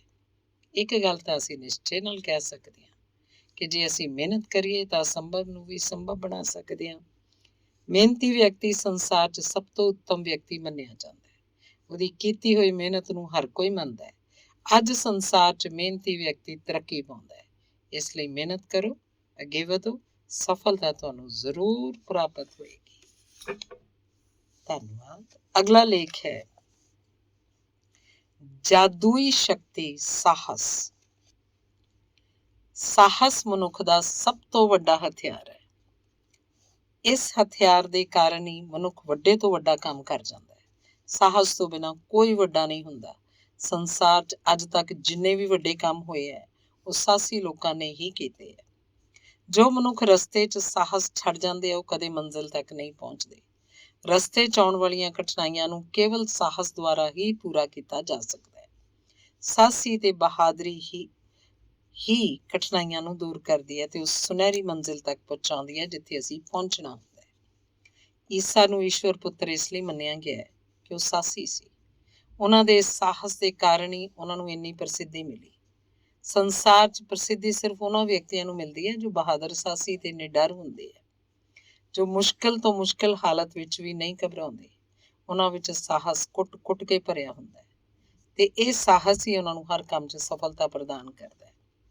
ਅੱਜ ਜਿੰਨੇ ਲੋਕਾਂ ਦਾ ਨਾਂ ਇਤਿਹਾਸ ਵਿੱਚ ਮਾਣ ਨਾਲ ਲਿਆ ਜਾਂਦਾ ਹੈ ਉਹ ਸਭ ਸਾਹਸੀ ਲੋਕ ਸਨ। ਉਹਨਾਂ ਨੇ ਆਪਣੀ ਬਹਾਦਰੀ ਤੇ ਸਾਹਸ ਨਾਲ ਵੱਡੇ ਵੱਡੇ ਕੰਮ ਕਰ ਵਿਖਾਏ ਜਿਨ੍ਹਾਂ ਦੁਨੀਆ ਨੂੰ ਅੱਜ ਵੀ ਮਾਣ ਹੈ। ਇਹਨਾਂ ਮਹਾਨ ਕੰਮਾਂ ਦੇ ਕਾਰਨ ਹੀ ਉਹ ਇੰਨੀ ਪ੍ਰਸਿੱਧੀ ਦੇ ਸਿਖਰ ਤੇ ਪਹੁੰਚੇ ਹਨ, ਜਿਹਦੇ ਪਿੱਛੇ ਹੱਥ ਉਹਨਾਂ ਦੇ ਅੰਦਰ ਭਰੇ ਹੋਏ ਸਾਹਸ ਦਾ ਸੀ। ਸਾਹਸ ਦੀ ਜ਼ਰੂਰਤ ਹਰੇਕ ਖੇਤਰ 'ਚ ਪੈਂਦੀ ਹੈ। ਧਰਮ, ਯੁੱਧ, ਵਪਾਰ, ਹੋਰ ਸਭ ਕੰਮਾਂ 'ਚ ਸਾਹਸ ਦੀ ਜ਼ਰੂਰਤ ਹੈ। ਉਹਨਾਂ ਲੋਕਾਂ ਦਾ ਸਾਹਸ ਹੀ ਉਹਨਾਂ ਨੂੰ ਉਹਨਾਂ ਦੇ ਕੰਮਾਂ 'ਚ ਪ੍ਰਸਿੱਧ ਕਰਦਾ ਹੈ। ਜੋ ਡਰਪੋਕ ਜਾਂ ਹੀਣ ਭਾਵਨਾ ਦਾ ਸ਼ਿਕਾਰ ਹੁੰਦੇ ਹਨ ਉਹ ਕਦੇ ਅੱਗੇ ਨਹੀਂ ਵੱਧ ਸਕਦੇ, ਉਹ ਹਮੇਸ਼ਾ ਪਿਛੜੇ ਰਹਿੰਦੇ ਆ। ਸਾਹਸ ਦੀ ਕਮੀ ਉਹਨਾਂ ਦੇ ਇਸ ਪਿਛੜੇਪਨ ਦਾ ਕਾਰਨ ਹੁੰਦੀ ਹੈ, ਕਿਉਂਕਿ ਸਾਹਸਤਾ ਦੀ ਕਮੀ ਹੀ ਉਹਨਾਂ ਨੂੰ ਉੱਪਰ ਉੱਠਣ ਤੋਂ ਰੋਕਦੀ ਹੈ। ਉਹ ਗਲਤ ਵਿਚਾਰਾਂ ਨਾਲ ਬੰਨੇ ਜਾਂਦੇ ਹਨ ਜਿਨ੍ਹਾਂ ਵਿੱਚੋਂ ਬਾਹਰ ਨਿਕਲਣਾ ਉਹਨਾਂ ਦੇ ਵੱਸੋਂ ਵੀ ਬਾਹਰ ਹੋ ਜਾਂਦਾ ਹੈ। ਸੰਸਾਰ 'ਚ ਉਹ ਵਿਅਕਤੀ ਹੀ ਅੱਗੇ ਵੱਧ ਸਕਦਾ ਹੈ ਜੋ ਸਾਹਸੀ ਹੈ। ਧਨ ਕਮਾਉਣ ਨੂੰ ਲੈ ਲਓ, ਇਹ ਵੀ ਹਰ ਇੱਕ ਦੇ ਵੱਸ ਦੀ ਗੱਲ ਨਹੀਂ। ਪੈਸਾ ਕਮਾਉਣ ਲਈ ਵੀ ਹਿੰਮਤ ਤੇ ਸਾਹਸ ਦੀ ਜ਼ਰੂਰਤ ਹੈ। ਵਪਾਰ ਲੈ ਲਓ, ਇੱਥੇ ਵੀ ਹਿੰਮਤ ਤੇ ਸਾਹਸ ਦੀ ਜ਼ਰੂਰਤ ਹੈ। ਉਹ ਵਿਅਕਤੀ ਵਪਾਰ ਨੂੰ ਅੱਗੇ ਵਧਾ ਸਕਦਾ ਹੈ ਜੋ ਘਾਟੇ ਨੂੰ ਸਹਿਣ ਦੀ ਸ਼ਕਤੀ ਰੱਖਦਾ ਹੈ। ਜੇ ਕੋਈ ਵਿਅਕਤੀ ਇੱਕ ਵਾਰ ਘਾਟੇ ਨੂੰ ਦੇਖ ਕੇ ਹੀ ਕੰਮ ਛੱਡ ਜਾਂਦਾ, ਉਹ ਜ਼ਿੰਦਗੀ 'ਚ ਕਦੇ ਤਰੱਕੀ ਨਹੀਂ ਕਰ ਸਕਦਾ। ਤਰੱਕੀ ਸਖਤ ਮਿਹਨਤ ਤੇ ਸਾਹਸ ਦਾ ਹੀ ਨਤੀਜਾ ਹੁੰਦੀ ਹੈ। ਜਦੋਂ ਕੋਈ ਵਿਅਕਤੀ ਨਵਾਂ ਕੰਮ ਸ਼ੁਰੂ ਕਰਦਾ ਹੈ ਜਿਸ 'ਚ ਕੰਮ ਤੇ ਪੂੰਜੀ ਦੇ ਨਾਲ ਨਾਲ ਸਾਹਸ ਵੀ ਇੱਕ ਮਹੱਤਵਪੂਰਨ ਥਾਂ ਰੱਖਦਾ ਹੈ। ਵਪਾਰ 'ਚ ਸਾਹਸ ਦੀ ਹੋਰ ਕਈ ਗੱਲਾਂ 'ਚ ਜ਼ਰੂਰਤ ਮਹਿਸੂਸ ਹੁੰਦੀ ਹੈ, ਜਿਸ ਤਰ੍ਹਾਂ ਚੋਰੀ, ਰੇਟਾਂ ਦਾ ਘਟਣਾ ਵਧਣਾ ਵੀ ਵਪਾਰ 'ਤੇ ਅਸਰ ਪਾਉਂਦਾ ਹੈ। ਕਲਾ ਦੇ ਖੇਤਰ 'ਚ ਸਾਹਸੀ ਅੱਗੇ ਵੱਧਦਾ ਹੈ। ਸਫਲ ਕਲਾਕਾਰਾਂ ਦੀ ਸਫਲਤਾ ਦਾ ਕਾਰਨ ਵੀ ਸਾਹਸ ਹੁੰਦਾ ਹੈ। ਅੱਜ ਜੇ ਅਸੀਂ ਫਿਲਮੀ ਦੁਨੀਆ 'ਚ ਕਿਸੇ ਪ੍ਰਚਲਿਤ ਹੀਰੋ ਜਾਂ ਹੀਰੋਇਨ ਨੂੰ ਲੈ ਲਈਏ ਤਾਂ ਉਹਦੀ ਸਫਲਤਾ ਦਾ ਕਾਰਨ ਉਹਦੀ ਮਿਹਨਤ ਤੇ ਸਾਹਸ ਹੈ। ਲੋਕਾਂ ਸਾਹਮਣੇ ਆਉਣਾ, ਗਾਣਾ ਵਜਾਉਣਾ ਇੱਕ ਸਾਹਸ ਵਾਲਾ ਕੰਮ ਹੈ। ਇਸੇ ਸਾਹਸ ਦੇ ਕਾਰਨ ਹੀ ਉਹ ਪ੍ਰਸਿੱਧੀ ਹਾਸਲ ਕਰ ਪਾਉਂਦੇ ਹੈ। ਸਾਹਸੀ ਲੋਕ ਕਦੇ ਹਾਰ ਤੋਂ ਨਹੀਂ ਡਰਦੇ, ਉਹ ਹਮੇਸ਼ਾ ਹਾਰ ਨੂੰ ਵੀ ਆਪਣੀ ਜਿੱਤ ਦਾ ਆਧਾਰ ਮੰਨ ਕੇ ਹਰ ਪਲ ਅੱਗੇ ਵਧਣ ਦਾ ਯਤਨ ਕਰਦੇ ਹੈ। ਉਹਨਾਂ ਨੂੰ ਇਹ ਵਿਚਾਰ ਹੀ ਜਿੱਤ ਦੇ ਰਸਤੇ ਵਿਖਾਉਂਦੇ ਹੈ ਤੇ ਇਹਨਾਂ ਵਿਚਾਰਾਂ ਕਾਰਨ ਹੀ ਉਹ ਹਾਰ ਨੂੰ ਪਾਰ ਕਰਦੇ ਹੈ। ਇੱਕ ਬੂੰਦ ਦੀ ਤਰ੍ਹਾਂ ਉਹ ਮੋਤੀ ਬਣ ਜਾਂਦੇ ਆ, ਜਿਵੇਂ ਬੱਦਲਾਂ ਦੀ ਗੋਦ ਵਿੱਚੋਂ ਨਿਕਲੀ ਸਾਹਸੀ ਬੂੰਦ ਸਿੱਪੀ ਦੇ ਮੂੰਹ 'ਚ ਗਿਰ ਕੇ ਮੋਤੀ ਬਣ ਜਾਂਦੀ ਹੈ। ਬਹਾਦਰ ਤੇ ਸਾਹਸੀ ਲੋਕ ਕਸ਼ਟਾਂ ਦੀ ਅੱਗ 'ਚ ਤਪ ਕੇ ਨਿਖਰ ਉੱਠਦੇ ਆ। ਜਿਵੇਂ ਕਸੌਟੀ ਦੇ ਘਸਣ ਨਾਲ ਸੋਨਾ ਖਰਾ ਉਤਰਦਾ ਹੈ, ਸੋਨਾ ਅੱਗ 'ਚ ਤਪ ਕੇ ਹੀ ਨਿਖਰਦਾ ਹੈ। ਬਹਾਦਰ ਲੋਕ ਵੀ ਦੁੱਖਾਂ ਤੇ ਗਰਜ਼ਾਂ ਦੇ ਕਸ਼ਟ ਤੋਂ ਕਦੇ ਨਹੀਂ ਡਰਦੇ। ਨਿਰਾਸ਼ਾਵਾਦੀ ਲੋਕਾਂ 'ਚ ਸਾਹਸ ਨਹੀਂ ਹੁੰਦਾ। ਜ਼ਿਆਦਾ ਨਿਰਾਸ਼ਾਵਾਦੀ ਲੋਕ ਉਹ ਹੁੰਦੇ ਆ ਜੋ ਆਤਮ ਹੱਤਿਆ ਕਰਕੇ ਮਰ ਜਾਂਦੇ ਆ। ਸੰਘਰਸ਼ ਹਰ ਇੱਕ ਵਿਅਕਤੀ ਦੇ ਜੀਵਨ ਦਾ ਇੱਕ ਅੰਗ ਹੀ ਹੁੰਦਾ ਹੈ। ਸਾਹਸ ਦੇ ਨਾਲ ਸੰਘਰਸ਼ ਕੀਤਾ ਜਾ ਸਕਦਾ ਹੈ। ਸਾਹਸ ਦੀ ਕਮੀ ਹੀ ਸੰਘਰਸ਼ ਕਰਨ ਤੋਂ ਰੋਕਦੀ ਹੈ। ਕੁਝ ਲੋਕ ਸੰਘਰਸ਼ ਤੋਂ ਘਬਰਾ ਕੇ ਤਾਂ ਜਾਨ ਤੋਂ ਵੀ ਹੱਥ ਧੋ ਬੈਠਦੇ ਆ। ਆਤਮ ਹੱਤਿਆ ਕਰਨ 'ਚ ਇਹ ਲੋਕ ਹੀ ਸਭ ਤੋਂ ਅੱਗੇ ਹੁੰਦੇ ਆ। ਸਾਹਸੀ ਵਿਅਕਤੀ ਉਹੀ ਹੁੰਦਾ ਹੈ ਜੋ ਇਹਨਾਂ ਸਾਰੀਆਂ ਕਠਿਨਾਈਆਂ ਨੂੰ ਪਾਰ ਕਰਦਾ ਹੈ। ਇਸ ਕਿਸਮ ਦੇ ਵਿਅਕਤੀ ਨੂੰ ਸੱਚਾ ਯੋਧਾ ਕਿਹਾ ਜਾਂਦਾ ਹੈ। ਸੰਘਰਸ਼ ਪੂਰਨ ਪਲ ਹਰੇਕ ਵਿਅਕਤੀ ਦੀ ਜ਼ਿੰਦਗੀ 'ਚ ਆਉਂਦੇ ਹੈ। ਜ਼ਿੰਦਗੀ ਜਿਉਣ ਦਾ ਮਜ਼ਾ ਵੀ ਤਾਂ ਹੀ ਆਉਂਦਾ ਹੈ ਜੇ ਉਸ 'ਚ ਸੰਘਰਸ਼ ਹੋਵੇ। ਬਹੁਤ ਸਾਰੇ ਲੋਕ ਜੋ ਕਲਾਕਾਰ ਜਾਂ ਪ੍ਰਤਿਭਾਵਾਨ ਸਨ ਆਪਣੇ ਖੇਤਰ 'ਚ ਬਹੁਤ ਨਾਮ ਕਮਾ ਸਕਦੇ ਸਨ। ਕੇਵਲ ਆਲੋਚਕਾਂ ਦੀ ਕੜੀ ਆਲੋਚਨਾ ਤੋਂ ਨਿਰਾਸ਼ ਹੋ ਕੇ ਕਲਾ ਦੀ ਉਪਾਸਨਾ ਹੀ ਛੱਡ ਬੈਠੇ। ਉਹਨਾਂ ਮਨ 'ਚ ਨਹੀਂ ਸੋਚਿਆ ਕਿ ਜੀਵਨ 'ਚ ਕਠਿਨਾਈਆਂ ਦਾ ਵੀ ਸਾਹਮਣਾ ਕਰਨਾ ਪੈਂਦਾ। ਅਮਰੀਕਾ 'ਚ ਆ ਕੇ ਵਸਿਆ ਇੱਕ ਸੰਗੀਤਕਾਰ ਜੋ ਚੰਗੀ ਵਾਇਲਨ ਵਜਾਉਂਦਾ ਸੀ, ਸੰਸਾਰ ਭਰ 'ਚ ਪ੍ਰਸਿੱਧ ਹੋ ਗਿਆ। ਪਰ ਜਦੋਂ ਅਮਰੀਕਾ 'ਚ ਆਇਆ ਹੀ ਸੀ ਤਾਂ ਉਸ ਵਕਤ ਉਹਨੂੰ ਆਲੋਚਕਾਂ ਦੀ ਕੜੀ ਆਲੋਚਨਾ ਦਾ ਸਾਹਮਣਾ ਕਰਨਾ ਪਿਆ ਸੀ ਕਿ ਇੱਥੇ ਤਾਂ ਇਹ ਤੋਂ ਵੀ ਵਧੀਆ ਕਲਾਕਾਰ ਹਨ ਤੇ ਉਹ ਇੱਥੇ ਟਿਕ ਨਹੀਂ ਸਕਦਾ। ਪਰ ਉਹ ਸੰਗੀਤਕਾਰ ਉਹਨਾਂ ਆਲੋਚਕਾਂ ਤੋਂ ਬਿਲਕੁਲ ਨਹੀਂ ਘਬਰਾਇਆ। ਇੱਕ ਪਲ ਦੇ ਲਈ ਵੀ ਉਹਨੇ ਹਿੰਮਤ ਨਾ ਛੱਡੀ। ਉਸ ਕਲਾ ਸਾਧਕ ਨੇ ਕਲਾ ਪ੍ਰਤੀ ਆਪਣੀ ਉਪਾਸਨਾ ਨਹੀਂ ਛੱਡੀ। ਉਸ ਸੰਗੀਤਕਾਰ ਦਾ ਨਾਂ ਉਲਬੁਲ ਸੀ। ਅੱਜ ਸੰਸਾਰ ਉਹਨੂੰ ਜਾਣਦਾ, ਨਾ ਕਿ ਉਹਨਾਂ ਸੰਗੀਤਕਾਰਾਂ ਨੂੰ ਜੋ ਉਹਦੇ ਸਮੇਂ 'ਚ ਸੀ। ਇਹ ਕੇਵਲ ਉਹਦੇ ਸਾਹਸ ਦਾ ਹੀ ਸਿੱਟਾ ਹੈ ਜੋ ਉਹਨੂੰ ਇੰਨੀ ਪ੍ਰਸਿੱਧੀ ਤੇ ਪਹੁੰਚਾ ਗਿਆ। ਸਾਹਸ ਮਾਨਸਿਕ ਸ਼ਕਤੀਆਂ ਦਾ ਨਾਇਕ ਹੈ। ਇਹ ਨਾਇਕ ਹਾਰ ਜਾਂਦਾ ਹੈ ਤਾਂ ਨਿਰਣੇ ਦੀ ਸ਼ਕਤੀ ਸਮਾਪਤ ਹੋ ਜਾਂਦੀ ਹੈ, ਉਤਸ਼ਾਹ ਫਿੱਕਾ ਪੈ ਜਾਂਦਾ ਹੈ, ਤਰਕ ਸ਼ਕਤੀ ਮੰਦ ਪੈ ਜਾਂਦੀ ਹੈ। ਇਹ ਉਸ ਵਕਤ ਹੁੰਦਾ ਹੈ ਜਦ ਵਿਅਕਤੀ ਹਿੰਮਤ ਨੂੰ ਛੱਡ ਕੇ ਭੈ 'ਚ ਗੁਆਚ ਜਾਂਦਾ ਹੈ, ਉਹਦੇ ਅੰਦਰ ਹੀ ਗੁੜਚ ਹੋ ਜਾਂਦਾ ਹੈ। ਸੰਘਰਸ਼ ਦੇ ਪਲਾਂ 'ਚ ਬਹੁਤ ਸਾਰੇ ਲੋਕ ਹਿੰਮਤ ਹਾਰ ਕੇ ਬੈਠ ਜਾਂਦੇ ਹੈ। ਅਜਿਹੇ ਬਹੁਤ ਸਾਰੇ ਉਦਾਹਰਨ ਹਨ ਜਿਨ੍ਹਾਂ 'ਚ ਉਹ ਹਿੰਮਤ ਹਾਰ ਬੈਠੇ ਜਦਕਿ ਸਫਲਤਾ ਉਹਨਾਂ ਤੋਂ ਕੁਝ ਹੀ ਦੂਰ ਰਹਿ ਗਈ ਸੀ। ਕੇਵਲ ਮਾਨਸਿਕ ਰੋਗੀਆਂ ਦਾ ਹੀ ਧਿਆਨ ਆਤਮ ਹੱਤਿਆ ਵੱਲ ਜਾਂਦਾ ਹੈ। ਇੱਕ ਵਪਾਰੀ ਦੀ ਗੱਲ ਹੈ, ਲਗਾਤਾਰ ਘਾਟਿਆਂ ਨੇ ਉਹਨੂੰ ਨਿਰਉਤਸ਼ਾਹਿਤ ਕਰ ਦਿੱਤਾ। ਉਹ ਚਿੰਤਾ ਨਾਲ ਗ੍ਰਸਤ ਇੱਕ ਪਾਰਕ 'ਚ ਬੈਠਾ ਕਿ ਇੱਕ ਭਿਖਾਰੀ ਨੇ ਉਹ ਤੋਂ ਚਿੰਤਾ ਦਾ ਕਾਰਨ ਪੁੱਛਿਆ। ਭਿਖਾਰੀ ਦੇ ਕਾਰਨ ਪੁੱਛਣ ਤੇ ਉਸ ਵਪਾਰੀ ਨੇ ਉਹਨੂੰ ਆਪਣੀ ਚਿੰਤਾ ਬਾਰੇ ਦੱਸਿਆ। ਭਿਖਾਰੀ ਨੇ ਉਹਨੂੰ ਦੱਸਿਆ ਕਿ ਉਹ ਵੀ ਇੱਕ ਪੜ੍ਹਿਆ ਲਿਖਿਆ ਵਪਾਰੀ ਸੀ। ਵਪਾਰਕ ਘਾਟੇ ਨੇ ਉਹਨੂੰ ਨਿਰਾਸ਼ ਕਰ ਦਿੱਤਾ ਸੀ, ਉਹਨੂੰ ਨਿਰਉਤਸ਼ਾਹਿਤ ਕਰ ਦਿੱਤਾ ਸੀ। ਇਸ ਤਰ੍ਹਾਂ ਕਹਿ ਲਓ ਕਿ ਉਸ ਘਾਟੇ ਨੇ ਮੇਰਾ ਲੱਕ ਹੀ ਤੋੜ ਦਿੱਤਾ ਸੀ। ਕੰਮ 'ਚ ਪੈ ਰਹੇ ਘਾਟੇ ਨੇ ਨਿਰਉਤਸ਼ਾਹਿਤ ਕਰਤਾ ਤਾਂ ਉਹ ਨਿਰਉਤਸ਼ਾਹਿਤਾ ਨੂੰ ਦੂਰ ਕਰਨ ਲਈ ਸ਼ਰਾਬ ਦਾ ਸਹਾਰਾ ਲੈ ਲਿਆ। ਥੋੜੇ ਦਿਨਾਂ ਤੱਕ ਸ਼ਰਾਬ ਸਹਾਰਾ ਦਿੰਦੀ ਰਹੀ, ਉਤਸ਼ਾਹ ਨੂੰ ਥੋੜਾ ਵਧਾਉਂਦੀ ਰਹੀ, ਪਰ ਲਗਾਤਾਰ ਸ਼ਰਾਬ ਪੀਣ ਨਾਲ ਮੈਂ ਉਹਦਾ ਆਦੀ ਹੋ ਗਿਆ। ਵਪਾਰ ਤਾਂ ਚੌਪਟ ਹੋ ਹੀ ਗਿਆ ਪਰ ਸ਼ਰਾਬ ਦੀ ਲੱਤ ਨਾ ਛੁੱਟੀ। ਮੈਂ ਬਿਲਕੁਲ ਕਮਜ਼ੋਰ ਹੋ ਗਿਆ। ਵਪਾਰ ਨਾਂ ਦੀ ਕੋਈ ਚੀਜ਼ ਮੇਰੇ ਕੋਲ ਨਹੀਂ ਰਹਿ ਗਈ ਸੀ। ਆਤਮ ਵਿਸ਼ਵਾਸ ਖੋ ਗਿਆ। ਹੁਣ ਭੀਖ ਮੰਗਦਾ, ਕੁਝ ਖਾਣਾ। ਫਿਰ ਉਸ ਭਿਖਾਰੀ ਨੇ ਉਸ ਵਪਾਰੀ ਨੂੰ ਸਮਝਾਇਆ ਕਿ ਤੇਰੇ ਕੋਲ ਤਾਂ ਅਜੇ ਸਾਰੀਆਂ ਸ਼ਕਤੀਆਂ, ਤੂੰ ਕਿਉਂ ਘਬਰਾਉਣਾ ਹੈ? ਹਿੰਮਤ ਨਾ ਛੱਡ, ਮਿਹਨਤ ਕਰ, ਤੂੰ ਫਿਰ ਉਸ ਵਪਾਰ ਨੂੰ ਉਸੇ ਸਿਖਰ ਤੇ ਪਹੁੰਚਾ ਸਕੇਗਾ ਜਿਸ ਤੇ ਉਹ ਪਹਿਲੇ ਸੀ। ਭਿਖਾਰੀ ਦੇ ਇਹਨਾਂ ਕਥਨਾਂ ਨੂੰ ਸਮਝਣ ਨਾਲ ਹੀ ਵਪਾਰੀ ਦੇ ਅੰਦਰ ਭਰੇ ਹੋਏ ਸਾਹਸ ਨੇ ਜਿਵੇਂ ਉਛਾਲਾ ਜਿਹਾ ਖਾਧਾ। ਉਹਨੇ ਆਪਣੀਆਂ ਸਾਰੀਆਂ ਸ਼ਕਤੀਆਂ ਨੂੰ ਇਕੱਠਾ ਕੀਤਾ ਤੇ ਆਤਮ ਵਿਸ਼ਵਾਸ ਨਾਲ ਕੰਮ 'ਚ ਲੱਗ ਗਿਆ ਤੇ ਸਫਲਤਾ ਦੀ ਤਰਫ ਵੱਧਦਾ ਚਲਾ ਗਿਆ। ਤੇ ਇਸ ਤਰ੍ਹਾਂ ਦੀਆਂ ਅਨੇਕਾਂ ਉਦਾਹਰਨਾਂ ਸਾਡੀ ਜ਼ਿੰਦਗੀ 'ਚ ਵਾਪਰਦੀਆਂ ਹਨ ਤੇ ਕਈ ਸਾਡੇ ਧਿਆਨ 'ਚ ਵੀ ਆਉਂਦੀਆਂ। ਸੰਸਾਰ 'ਚ ਹਰ ਵਿਅਕਤੀ 'ਚ ਇੱਕ ਵਸਤੂ ਦਾ ਜੋੜਾ ਹੈ। ਸੁੱਖ ਦੇ ਨਾਲ ਦੁੱਖ ਹੈ, ਆਸ਼ਾ ਨਾਲ ਨਿਰਾਸ਼ਾ ਹੈ, ਚੰਗਿਆਈ ਨਾਲ ਬੁਰਾਈ ਹੈ, ਦਿਨ ਦੇ ਨਾਲ ਰਾਤ, ਪ੍ਰਕਾਸ਼ ਦੇ ਨਾਲ ਅੰਧਕਾਰ। ਕਦੇ ਕਦੇ ਬੱਦਲਾਂ ਦੇ ਕਾਰਨ ਦਿਨ 'ਚ ਅੰਧਕਾਰ ਛਾ ਜਾਂਦਾ ਹੈ, ਸੂਰਜ ਢਕਿਆ ਜਾਂਦਾ ਹੈ। ਦਿਨ ਵਿੱਚ ਵੀ ਘਰ 'ਚ ਦੀਪ ਜਲਾਉਣੇ ਪੈਂਦੇ ਆ, ਪਰ ਥੋੜ੍ਹੀ ਦੇਰ ਬਾਅਦ ਹੀ ਤੁਸੀਂ ਦੇਖਦੇ ਹੋ ਬੱਦਲ ਹਟ ਜਾਂਦੇ ਹੈ, ਧੁੱਪ ਨਿਕਲ ਕੇ ਚਾਰੇ ਪਾਸੇ ਰੌਸ਼ਨੀ ਬਿਖੇਰ ਦਿੰਦੀ ਹੈ।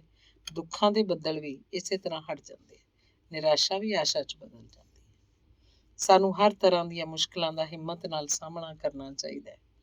ਮਨ 'ਚ ਉਤਸ਼ਾਹ ਤੇ ਕੁਝ ਕਰਨ ਦੀ ਸ਼ਕਤੀ ਹੋਣੀ ਚਾਹੀਦੀ ਹੈ। ਆਸ਼ਾ ਦਾ ਦੀਪਕ ਮਨ 'ਚ ਹਮੇਸ਼ਾ ਜਗਦਾ ਰਹਿਣਾ ਚਾਹੀਦਾ ਹੈ।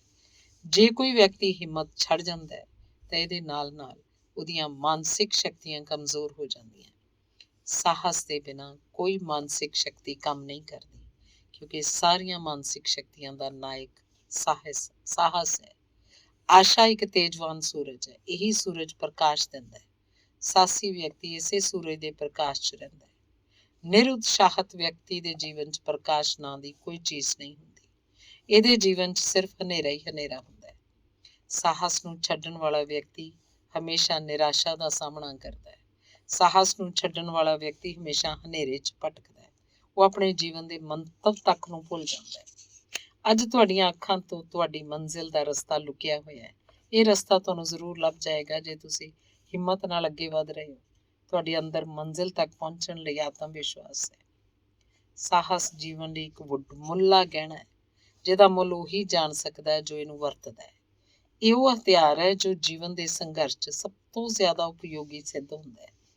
ਇਸ ਲਈ ਇੱਥੇ ਇਹ ਕਹਿਣਾ ਹੀ ਉਚਿਤ ਹੈ ਕਿ ਵਿਅਕਤੀ ਨੂੰ ਜ਼ਿੰਦਗੀ 'ਚ ਸਫਲ ਹੋਣ ਲਈ ਸਾਹਸ ਨੂੰ ਅਪਣਾਉਣਾ ਚਾਹੀਦਾ ਹੈ ਇਹਨੂੰ ਪਕੜ ਕੇ ਰੱਖਣਾ ਚਾਹੀਦਾ ਹੈ। ਧੰਨਵਾਦ। ਅਗਲਾ ਲੇਖ ਹੈ ਅਲੌਕਿਕ ਸ਼ਕਤੀਆਂ ਦਾ ਰਹੱਸ। ਇਮਾਨਦਾਰੀ ਤੇ ਸੱਚ ਅਜਿਹੀਆਂ ਚੀਜ਼ਾਂ ਹਨ ਜੋ ਵਿਅਕਤੀ ਦੇ ਆਚਰਣ ਨੂੰ ਮਹਿਕ ਨਾਲ ਭਰ ਦਿੰਦੀਆਂ ਹਨ। ਇਸ ਤੋਂ ਭਾਵ ਹੈ ਕਿ ਵਿਅਕਤੀ ਦੀ ਸੱਚਾਈ ਤੇ ਇਮਾਨਦਾਰੀ ਉਹਨੂੰ ਥਾਂ ਥਾਂ ਤੇ ਉਹਦੀਆਂ ਇਹਨਾਂ ਆਦਤਾਂ ਕਰਕੇ ਪ੍ਰਸਿੱਧ ਕਰ ਦਿੰਦੀ ਹੈ। ਇਮਾਨਦਾਰੀ ਤੇ ਸੱਚੇ ਵਿਅਕਤੀ ਦੀ ਪ੍ਰਸਿੱਧੀ ਦੀ ਮਹਿਕ ਚਾਰੇ ਪਾਸੇ ਫੈਲਦੀ ਹੈ। ਸੱਚਾਈ ਤੇ ਇਮਾਨਦਾਰੀ ਦਾ ਪਲੜਾ ਹਰ ਜਗ੍ਹਾ ਹੀ ਭਾਰਾ ਰਹਿੰਦਾ ਹੈ, ਚਾਹੇ ਉਹ ਵਪਾਰ ਹੋਵੇ, ਘਰ ਹੋਵੇ ਜਾਂ ਨੌਕਰੀ। ਸੱਚੇ ਤੇ ਇਮਾਨਦਾਰ ਵਿਅਕਤੀ ਨੂੰ ਪ੍ਰਸਿੱਧੀ ਥੋੜ੍ਹੀ ਦੇਰ ਨਾਲ ਮਿਲਦੀ ਹੈ, ਮਿਲਦੀ ਜ਼ਰੂਰ ਹੈ। ਬੇਈਮਾਨੀ ਦਾ ਪੈਸਾ ਕਦੇ ਰਾਸ ਨਹੀਂ ਆਉਂਦਾ, ਉਹ ਜਿਸ ਤਰ੍ਹਾਂ ਮਰਜ਼ੀ ਨਿਕਲੇ ਪਰ ਨਿਕਲਦਾ ਜ਼ਰੂਰ ਹੈ। ਸੱਚ ਬੋਲਣ ਵਾਲੇ ਹੀ ਅੰਤ 'ਚ ਸਫਲਤਾ ਦਾ ਮੂੰਹ ਵੇਖਦੇ ਹੈ। ਝੂਠ ਬੋਲ ਕੇ ਕੋਈ ਸਫਲਤਾ ਪਾ ਵੀ ਲੈਂਦਾ ਹੈ, ਪਰ ਉਹ ਸਫਲਤਾ ਅਸਥਾਈ ਹੁੰਦੀ ਹੈ। ਝੂਠ ਬੋਲਣ ਵਾਲਾ ਵਿਅਕਤੀ ਕਦੀ ਸੁਖੀ ਨਹੀਂ ਰਹਿ ਸਕਦਾ। ਸਥਾਈ ਸੁੱਖ, ਸ਼ਾਂਤੀ ਤੇ ਧਨ ਪਾਉਣ 'ਚ ਇਮਾਨਦਾਰ ਹੀ ਸਫਲ ਹੁੰਦਾ ਹੈ। ਵਿਅਕਤੀ ਦੇ ਸੱਚੇ ਵਿਚਾਰ ਹੀ ਉਹਨੂੰ ਸਫਲਤਾ ਵੱਲ ਵਧਾਉਂਦੇ ਹੈ।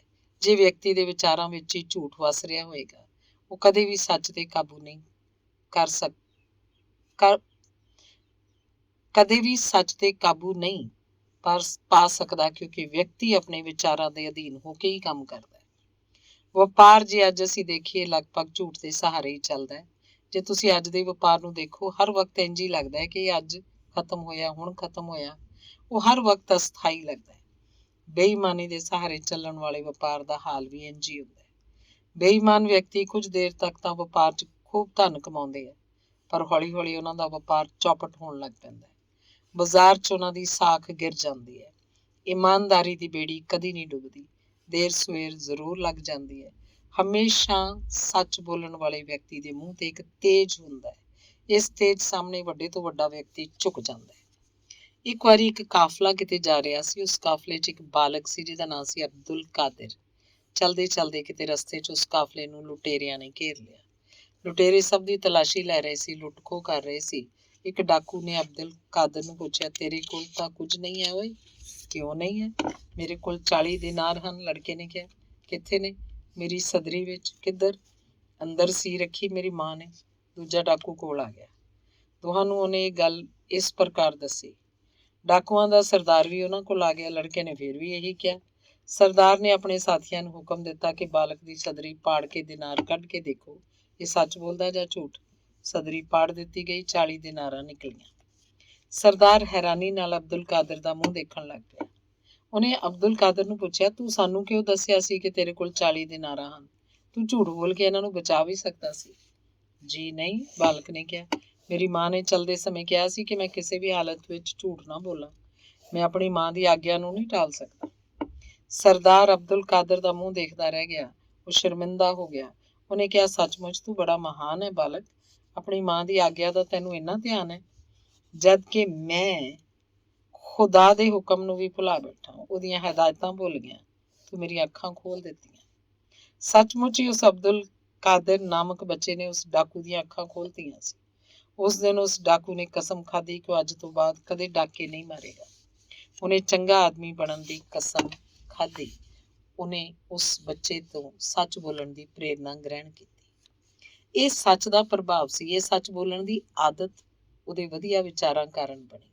ਉਹ ਵਿਚਾਰ ਜੋ ਉਹਨੂੰ ਉਹਦੀ ਮਾਂ ਨੇ ਸਿਖਾਏ।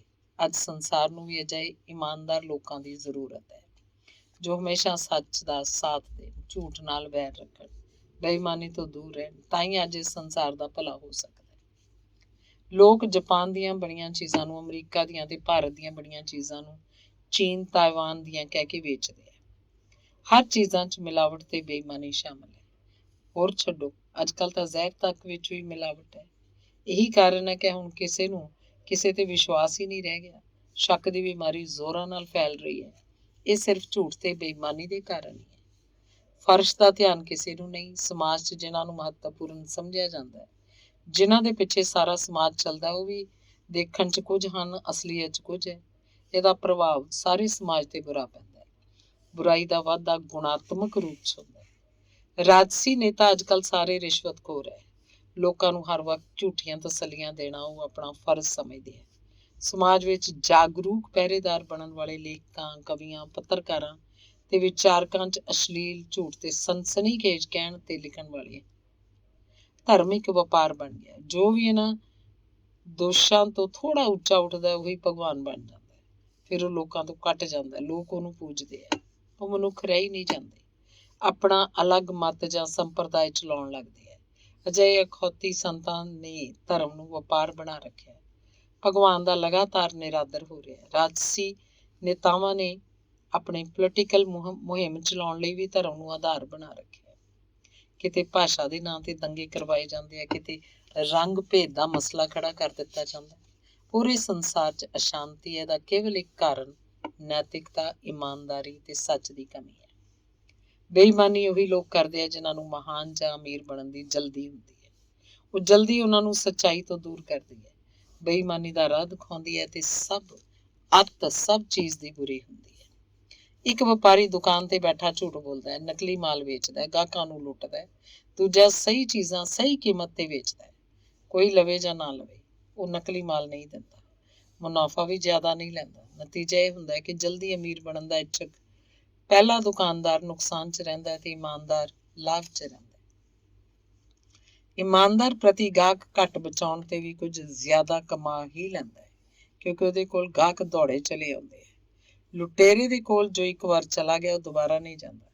ਉਧਾਰ ਲੈ ਗਿਆ ਤਾਂ ਵਾਪਸ ਨਹੀਂ ਦਿੰਦਾ। ਕੌਣ ਨਕਲੀ ਚੀਜ਼ ਦੇ ਪੈਸੇ ਦਿੰਦਾ ਹੈ? ਕੌਣ ਬਾਜ਼ਾਰ ਨਾਲੋਂ ਜ਼ਿਆਦਾ ਰੇਟ ਤੇ ਚੀਜ਼ ਲੈਣਾ ਪਸੰਦ ਕਰਦਾ ਹੈ? ਸਾਖ ਇਸੇ ਤਰ੍ਹਾਂ ਗਿਰਦੀ ਹੈ। ਸੰਸਾਰ ਭਰ 'ਚ ਲੋਕ ਇਹ ਗੱਲ ਆਮ ਹੈ ਕਿ ਸੱਚਾਈ ਤੇ ਇਮਾਨਦਾਰੀ ਨਾਲ ਕੋਈ ਅਮੀਰ ਨਹੀਂ ਬਣ ਸਕਦਾ। ਲੋਕਾਂ ਦੀ ਇਹ ਧਾਰਨਾ ਹੀ ਬਣ ਚੁੱਕੀ ਹੈ ਕਿ ਜੇ ਅਮੀਰ ਬਣਨਾ ਹੈ ਤਾਂ ਬੇਈਮਾਨੀ ਕਰਨੀ ਸ਼ੁਰੂ ਕਰ ਦਿਓ। ਅੱਜ ਜੇ ਕੋਈ ਵਿਅਕਤੀ ਗਲਤ ਰਸਤੇ ਰਾਹੀਂ ਅਮੀਰ ਬਣਦਾ ਹੈ ਤਾਂ ਉਹਦੇ ਜੀਵਨ 'ਚ ਕੋਈ ਸੁੱਖ ਸ਼ਾਂਤੀ ਨਹੀਂ।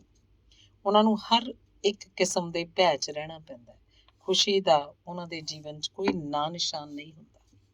ਇਸ ਲਈ ਇਹੀ ਸਲਾਹ ਦੇਵਾਂਗਾ ਕਿ ਇਮਾਨਦਾਰੀ ਦਾ ਕਦੇ ਵੀ ਦਾਮਨ ਨਹੀਂ ਛੱਡਣਾ।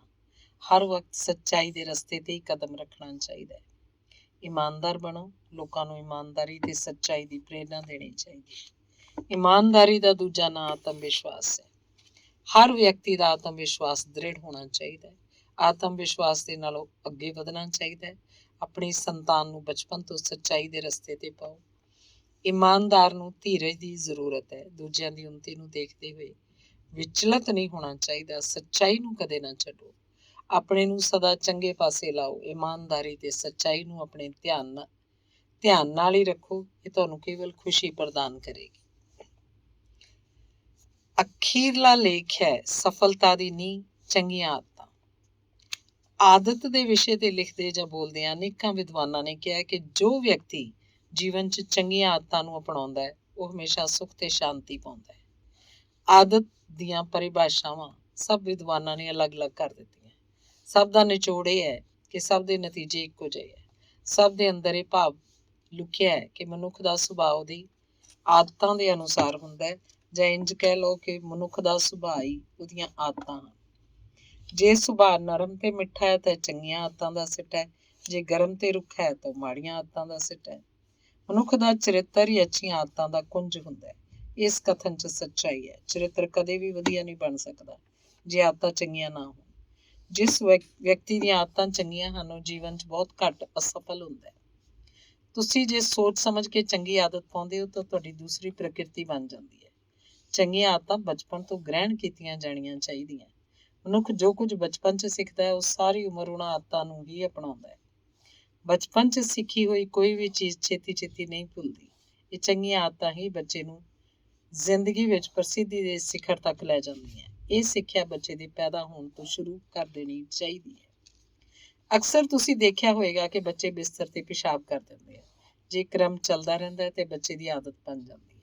ਜੇ ਮਾਵਾਂ ਬੱਚੇ ਨੂੰ ਸ਼ੁਰੂ ਤੋਂ ਹੀ ਬਿਸਤਰ ਤੋਂ ਹੇਠਾਂ ਪਿਸ਼ਾਬ ਕਰਵਾਉਣ ਤਾਂ ਬੱਚੇ ਨੂੰ ਗਲਤ ਆਦਤ ਪੈਂਦੀ ਹੀ ਨਹੀਂ। ਜੇ ਬੱਚੇ ਨੂੰ ਪਿਸ਼ਾਬ ਆਏਗਾ ਤਾਂ ਰੋਏਗਾ ਜਾਂ ਉੱਠਣ ਲਈ ਕੋਸ਼ਿਸ਼ ਕਰੇਗਾ, ਪਰ ਉਹ ਬਿਸਤਰ ਤੇ ਪਿਸ਼ਾਬ ਨਹੀਂ ਕਰੇਗਾ। ਬੱਚਿਆਂ ਨੂੰ ਝੂਠ ਬੋਲਣ ਦੀ ਆਦਤ ਵੀ ਉਹਨਾਂ ਦੀਆਂ ਮਾਵਾਂ ਤੋਂ ਪੈਂਦੀ ਹੈ।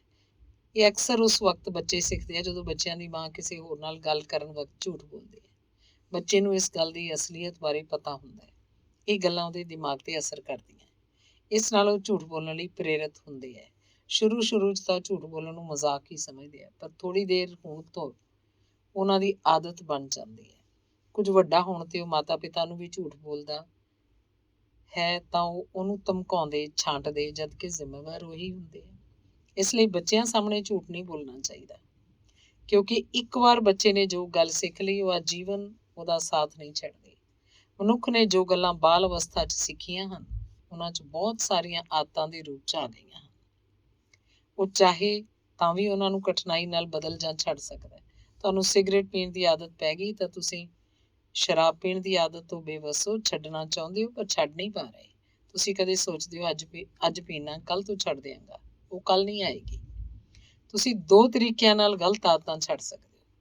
ਪਹਿਲਾਂ ਤਾਂ ਇਹ ਹੈ ਕਿ ਤੁਸੀਂ ਜਿਸ ਆਦਤ ਨੂੰ ਛੱਡਣਾ ਚਾਹੁੰਦੇ ਹੋ ਤਾਂ ਇੱਕਦਮ ਇਸੇ ਸਮੇਂ ਛੱਡ ਦਿਓ। ਸ਼ਰਾਬ ਜਾਂ ਸਿਗਰਟ ਛੱਡਣਾ ਚਾਹੁੰਦੇ ਹੋ ਤਾਂ ਇਹ ਨਾ ਸੋਚੋ ਕਿ ਕੱਲ ਛੱਡਾਂਗੇ, ਬਲਕਿ ਇਹ ਸੋਚੋ ਕਿ ਅੱਜ ਤੋਂ ਇਸੇ ਸਮੇਂ ਤੋਂ ਛੱਡ ਦਿਆਂਗੇ। ਅੱਜ ਤਾਂ ਤੁਸੀਂ ਸ਼ਰਾਬ ਹੀ ਨਹੀਂ, ਕੱਲ ਦੇਖਾਂਗੇ। ਅਗਲੇ ਦਿਨ ਵੀ ਇਹੀ ਸੋਚ ਕੇ ਰੱਖੋ ਕਿ ਅੱਜ ਨਹੀਂ ਪੀਣੀ, ਕੱਲ ਦਾ ਕੱਲ ਹੀ ਦੇਖਾਂਗੇ। ਇਸੇ ਤਰ੍ਹਾਂ ਜੇਕਰ ਤੁਸੀਂ ਕਰਦੇ ਰਹੋਗੇ ਤਾਂ ਤੁਸੀਂ ਸ਼ਰਾਬ ਜਾਂ ਸਿਗਰਟ ਜਿਹਦੇ ਵੀ ਤੁਸੀਂ ਆਦੀ ਹੋ ਛੱਡਣ 'ਚ ਸਫਲ ਹੋ ਜਾਓਗੇ। ਤੁਸੀਂ ਬਹੁਤ ਸਾਰੇ ਸ਼ੌਕ ਰੱਖਦੇ ਹੋ, ਸਿਨੇਮਾ ਦੇਖਦੇ ਹੋ, ਘੁੰਮਣ ਜਾਂਦੇ ਹੋ, ਗਾਉਂਦੇ ਹੋ, ਸਵੇਰੇ ਖੇਡਣ ਜਾਂਦੇ ਹੋ, ਕਸਰਤ ਕਰਦੇ ਹੋ। ਇਹ ਸ਼ੌਕ ਹੀ ਤੁਹਾਡੀ ਆਦਤ ਬਣ ਜਾਣਗੇ। ਅਭਿਆਸ ਕਰਦੇ ਹੋਏ ਹਰ ਕੰਮ ਆਦਤ ਬਣ ਜਾਂਦਾ ਹੈ। ਘੱਟ ਉਮਰ 'ਚ ਹੀ ਮਨੁੱਖ ਚੰਗੀਆਂ ਜਾਂ ਮਾੜੀਆਂ ਆਦਤਾਂ ਸਿੱਖਦਾ ਹੈ, ਜੋ ਸਾਰੀ ਉਮਰ ਉਸਦੇ ਨਾਲ ਰਹਿੰਦੀਆਂ। ਜੇ ਉਹ ਚੰਗੀਆਂ ਆਦਤਾਂ ਸਿੱਖਦਾ ਹੈ ਤਾਂ ਉਹ ਸਾਰੀ ਉਮਰ ਸੁੱਖ ਤੇ ਸ਼ਾਂਤੀ 'ਚ ਰਹਿੰਦਾ ਹੈ। ਜੇਕਰ ਉਹ ਮਾੜੀਆਂ ਆਦਤਾਂ ਸਿੱਖਦਾ ਹੈ, ਉਹ ਸਾਰੀ ਉਮਰ ਦੁੱਖਾਂ 'ਚ ਰਹਿੰਦਾ ਹੈ। ਕਿਸ਼ੋਰ ਅਵਸਥਾ 'ਚ ਜੇ ਚੰਗੀਆਂ ਆਦਤਾਂ ਪਾ ਲਓ ਤਾਂ ਵਧੀਆ ਜ਼ਿੰਦਗੀ ਗੁਜ਼ਾਰਨ 'ਚ ਸਹਾਇਤਾ ਕਰਦੀਆਂ। ਚੰਗੀ ਆਦਤ ਨਾਲ ਸਰਲਤਾ ਤੇ ਯੋਗਤਾ ਵਿਕਸਿਤ ਹੁੰਦੀ ਹੈ। ਓਨਾ ਹੀ ਆਸਾਨ ਹੈ ਨਦੀ 'ਚ ਪਾਣੀ ਦੇ ਵਹਾਅ ਦੇ ਉਲਟ ਤੈਰਨ 'ਚ ਜਿੰਨੀ ਸ਼ਕਤੀ ਲਗਾਉਣੀ ਪੈਂਦੀ ਹੈ, ਉਨੀ ਆਸਾਨੀ ਪਾਣੀ ਦੇ ਨਾਲ ਵਹਿੰਦੇ ਚਲੇ ਜਾਣ 'ਚ ਹੈ। ਚੰਗੀਆਂ ਆਦਤਾਂ ਗ੍ਰਹਿਣ ਕਰਨੀਆਂ ਪਾਣੀ ਦੇ ਉਲਟ ਤਰਨ ਸਮਾਨ ਹੈ ਤੇ ਬੁਰੀਆਂ ਆਦਤਾਂ ਤਾਂ ਪੈਂਦੀਆਂ ਚਲੀਆਂ ਜਾਂਦੀਆਂ, ਉਹ ਤਾਂ ਵਹਾਓ ਨੇ ਨਾਲ ਵਹਿਣ ਵਾਂਗ ਹੈ। ਤੁਸੀਂ ਜੀਵਨ 'ਚ ਅੱਗੇ ਵਧਣਾ ਚਾਹੁੰਦੇ ਹੋ, ਤੁਹਾਨੂੰ ਚੰਗੀਆਂ ਆਦਤਾਂ ਗ੍ਰਹਿਣ ਕਰਨੀਆਂ ਚਾਹੀਦੀਆਂ, ਕਿਉਂਕਿ ਇਸ ਨਾਲ ਤੁਹਾਨੂੰ ਮਾਣ ਇੱਜ਼ਤ ਦਾ ਪਤਾ ਲੱਗਦਾ ਹੈ, ਸਮਾਜ 'ਚ ਰਹਿਣ ਦੀ ਜਾਚ ਆਉਂਦੀ ਹੈ। ਸਮੇਂ ਦੀ ਪਾਬੰਦੀ ਨੂੰ ਚੰਗੀਆਂ ਆਦਤਾਂ 'ਚ ਇਸ ਕਰਕੇ ਸ਼ਾਮਲ ਕੀਤਾ ਗਿਆ ਹੈ ਕਿਉਂਕਿ ਵਿਦਵਾਨਾਂ ਨੇ ਕਿਹਾ ਕਿ ਤੁਹਾਡੀ ਦਿਨਚਰਿਆ ਘੜੀ ਦੀ ਸੂਈ ਦੇ ਨਾਲ ਚੱਲਣੀ ਚਾਹੀਦੀ ਹੈ। ਆਪਣੇ 24 ਘੰਟਿਆਂ ਦਾ ਤੁਹਾਨੂੰ ਪੂਰਾ ਪਤਾ ਹੋਣਾ ਚਾਹੀਦਾ ਹੈ ਕਿਸ ਸਮੇਂ ਤੁਸੀਂ ਕੀ ਕਰਨਾ ਹੈ। ਇੱਕ ਮਿੰਟ ਵੀ ਵਿਅਰਥ ਚਲਾ ਗਿਆ ਤਾਂ ਚਲਾ ਗਿਆ, ਵਾਪਸ ਨਹੀਂ ਆਏਗਾ। ਇਸ ਲਈ ਵਿਦਵਾਨਾਂ ਨੇ ਕਿਹਾ ਕਿ 3 ਚੀਜ਼ਾਂ ਅਜਿਹੀਆਂ ਹੁੰਦੀਆਂ ਜੋ ਜਾਣ ਤੋਂ ਬਾਅਦ ਵਾਪਸ ਨਹੀਂ ਆਉਂਦੀਆਂ: ਕਮਾਨ ਤੋਂ ਛੁੱਟਿਆ ਤੀਰ, ਬੀਤਿਆ ਹੋਇਆ ਸਮਾਂ, ਮੂੰਹੋਂ ਨਿਕਲੀ ਗੱਲ। ਬੀਤਿਆ ਸਮਾਂ ਵਾਪਸ ਨਹੀਂ ਆਏਗਾ, ਕਦੇ ਨਾ ਭੁੱਲੋ। ਇਸ ਲਈ ਸਮੇਂ ਦੀ ਪਾਬੰਦੀ ਬਹੁਤ ਜ਼ਰੂਰੀ ਹੈ। 1 ਮਿੰਟ ਵੀ ਵਿਅਰਥ ਨਹੀਂ ਗਵਾਉਣਾ ਚਾਹੀਦਾ। ਕੰਮ ਸਮੇਂ ਦੇ ਮੁਤਾਬਕ ਹੀ ਕਰਨਾ ਚਾਹੀਦਾ ਹੈ। ਤੁਹਾਡੇ ਜੀਵਨ 'ਚ ਬਹੁਤ ਸਾਰੇ ਮੌਕੇ ਤੁਹਾਡੇ ਕੁਝ ਕਰ ਗੁਜ਼ਰਨ ਤੇ ਆਉਂਦੇ ਆ, ਪਰ ਸਮੇਂ ਦੇ ਪਾਬੰਦ ਨਾ ਹੋਣ ਕਰਕੇ ਤੁਸੀਂ ਉਹ ਮੌਕੇ ਛੱਡ ਜਾਂਦੇ ਹੋ। ਬਾਅਦ 'ਚ ਤੁਸੀਂ ਉਮਰ ਭਰ ਉਹਨਾਂ ਮੌਕਿਆਂ ਨੂੰ ਯਾਦ ਕਰਕੇ ਪਛਤਾਉਂਦੇ ਹੋ। ਤੁਹਾਡਾ ਇੱਕ ਇੱਕ ਪਲ ਬੜਾ ਕੀਮਤੀ ਹੈ। ਇਸ ਬਹੁਮੁੱਲੇ ਰਤਨ ਨੂੰ ਲੁਟਾ ਬੈਠੇ ਤਾਂ ਕੰਗਾਲੀ ਹੱਥ ਲੱਗੇਗੀ। ਦੂਸਰਾ, ਗਲਤ ਸਹੀ ਦੀ ਪਰਖ। ਜੀਵਨ 'ਚ ਸਫਲਤਾ ਹਾਸਲ ਕਰਨ ਲਈ ਤੁਹਾਨੂੰ ਗਲਤ ਸਹੀ ਦਾ ਗਿਆਨ ਹੋਣਾ ਚਾਹੀਦਾ ਹੈ। ਤੁਹਾਨੂੰ ਇਹ ਪਤਾ ਹੋਣਾ ਚਾਹੀਦਾ ਹੈ ਕਿ ਤੁਸੀਂ ਜੋ ਕਰ ਰਹੇ ਹੋ ਗਲਤ ਹੈ ਜਾਂ ਸਹੀ ਹੈ, ਜਾਂ ਜੋ ਤੁਹਾਡੇ ਆਲੇ ਦੁਆਲੇ ਹੋ ਰਿਹਾ ਉਹ ਗਲਤ ਹੈ ਜਾਂ ਸਹੀ। ਗਲਤ ਸਹੀ ਨੂੰ ਪਰਖਣ ਜਾਂ ਜਾਂਚਣ ਦਾ ਅਭਿਆਸ ਕਰਨਾ ਚਾਹੀਦਾ ਹੈ, ਕਿਉਂਕਿ ਇਹ ਅਭਿਆਸ ਹੀ ਆਦਤ ਵਿੱਚ ਤਬਦੀਲ ਹੁੰਦਾ ਹੈ। ਤੀਸਰਾ ਹੈ ਕੁਸ਼ਲਤਾ ਤੇ ਵਿਹਾਰ ਕੁਸ਼ਲਤਾ। ਕੁਝ ਲੋਕ ਬੜੇ ਵਿਦਵਾਨ ਹੁੰਦੇ ਆ, ਉਹਨਾਂ ਨਾਲ ਤੁਸੀਂ ਗੱਲ ਕਰਨ ਤੇ ਪਾਓਗੇ ਉਹਨਾਂ ਨੇ ਵੱਡੇ ਵੱਡੇ ਗ੍ਰੰਥਾਂ ਦਾ ਅਧਿਐਨ ਕੀਤਾ ਹੋਇਆ ਹੈ। ਜਿਸ ਧਰਮ ਨੂੰ ਉਹ ਮੰਨਣ ਵਾਲੇ ਹੈ, ਉਸ ਧਰਮ ਬਾਰੇ ਉਹ ਬਹੁਤ ਕੁਝ ਪੜ੍ਹ ਚੁੱਕਿਆ ਹੈ, ਉਸ ਧਰਮ ਬਾਰੇ ਉਹਨਾਂ ਨੂੰ ਬਹੁਤ ਜਾਣਕਾਰੀ ਹੈ। ਇਹੋ ਜਿਹੇ ਲੋਕ ਉਹਨਾਂ ਦੀ ਵਿਹਾਰ ਕੁਸ਼ਲਤਾ ਕਾਰਨ ਕਈ ਵਾਰ ਸਮਾਜ 'ਚ ਨਿੰਦੇ ਜਾਂਦੇ ਆ। ਉਹ ਵੀ ਭੁੱਲਾਂ ਕਰੀ ਜਾਂਦੇ ਆ, ਕਿਉਂਕਿ ਇਸ ਗੱਲ ਤਾਂ ਸਪਸ਼ਟ ਹੈ ਕਿ ਇਨਸਾਨ ਗਲਤੀਆਂ ਦਾ ਪੁਤਲਾ ਹੈ। ਇੰਨੇ ਗਿਆਨ ਦੇ ਬਾਵਜੂਦ ਵੀ ਉਹ ਕਿਸੇ ਮੌਕੇ ਤੇ ਗਲਤ ਕਹਿ ਜਾਂਦੇ ਆ ਜੋ ਉੱਥੇ ਉਹਨਾਂ ਨੂੰ ਨਹੀਂ ਕਹਿਣੀ ਚਾਹੀਦੀ। ਜ਼ਰੂਰੀ ਨਹੀਂ ਕਿ ਇੱਕ ਪ੍ਰਤਿਭਾਸ਼ਾਲੀ ਚਿੱਤਰਕਾਰ ਆਪਣੀ ਕਲਾ ਦੀ ਬਲ ਉੱਤੇ ਸੰਸਾਰ ਭਰ 'ਚ ਪ੍ਰਸਿੱਧ ਹੋ ਜਾਏ। ਚੰਗੇ ਪ੍ਰਤਿਭਾਸ਼ਾਲੀ ਚਿੱਤਰਕਾਰ ਪਿੰਡਾਂ ਦੀ ਧੂੜ 'ਚ ਪਏ ਰਹਿੰਦੇ ਆ, ਇੱਕ ਦਿਨ ਮਰ ਜਾਂਦੇ ਆ। ਕਿਉਂ?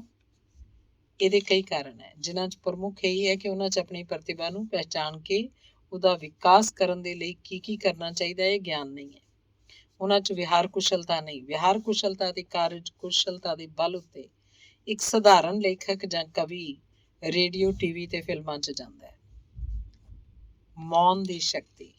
ਮੌਨ ਇੱਕ ਸ਼ਕਤੀਸ਼ਾਲੀ ਕਥਨ ਹੁੰਦਾ ਹੈ। ਜੋ ਲੋਕ ਜ਼ਿਆਦਾ ਮੌਨ ਰਹਿੰਦੇ ਆ, ਘੱਟ ਬੋਲਦੇ ਆ, ਉਹਨਾਂ ਦੇ ਕਥਨ ਪ੍ਰਭਾਵਸ਼ਾਲੀ ਹੁੰਦੇ ਆ। ਉਹਨਾਂ ਦੀ ਗੱਲ 'ਚ ਵਜ਼ਨ ਹੁੰਦਾ ਹੈ। ਉਹ ਜਦ ਬੋਲਦੇ ਆ ਤਾਂ ਵਿਚਾਰ ਕਰਨ ਦੇ ਬੋਲਦੇ ਆ। ਇਸ ਲਈ ਉਸ 'ਚ ਸੱਚਾਈ ਹੁੰਦੀ ਹੈ, ਗੰਭੀਰਤਾ ਹੁੰਦੀ ਹੈ। ਜੋ ਮੌਨ ਦਾ ਅਭਿਆਸ ਕਰਦੇ ਆ ਤਾਂ ਇਸ ਨਾਲੋਂ ਘੱਟ ਬੋਲਣ ਦੀ ਆਦਤ ਪਾ ਲੈਂਦੇ ਆ। ਕੁਝ ਕੁ ਚੰਗੀਆਂ ਆਦਤਾਂ ਦਾ ਵਰਣਨ ਕੀਤਾ ਗਿਆ ਹੈ। ਇਹ ਤੋਂ ਇਲਾਵਾ ਅਸੀਂ ਜਦ ਆਪਣੇ ਸਮਾਜ 'ਚ ਵਿਚਰਦੇ ਹਾਂ, ਸਾਨੂੰ ਉਸ ਵਕਤ ਹੋਰ ਵੀ ਕਈ ਚੰਗੀਆਂ ਆਦਤਾਂ ਗ੍ਰਹਿਣ ਕਰਨ ਨੂੰ ਮਿਲਦੀਆਂ। ਵਧੀਆ ਵਿਚਾਰ ਸੁਣਨ ਚਾਹੁੰਦੇ ਆ। ਉਹ ਚੰਗੇ ਵਿਚਾਰ ਹੀ ਚੰਗੀਆਂ ਆਦਤਾਂ ਨੂੰ ਜਨਮ ਦਿੰਦੇ ਆ, ਕਿਉਂਕਿ ਚੰਗੇ ਵਿਚਾਰਾਂ ਨਾਲ ਹੀ ਮਨੁੱਖ ਦਾ ਜੀਵਨ ਸੁਧਰਦਾ ਹੈ ਤੇ ਉਹ ਚੰਗੀਆਂ ਆਦਤਾਂ ਸਿੱਖਣ ਵੱਲ ਪ੍ਰੇਰਿਤ ਹੁੰਦਾ ਹੈ। ਇਸ ਲਈ ਮਨੁੱਖ ਨੂੰ ਜੀਵਨ 'ਚ ਸਫਲ ਹੋਣ ਲਈ ਚੰਗੇ ਵਿਚਾਰਾਂ ਨੂੰ ਆਪਣੇ ਨਾਲ ਰੱਖਣਾ ਚਾਹੀਦਾ ਹੈ। ਧੰਨਵਾਦ ਐਂਡ ਓਵਰ।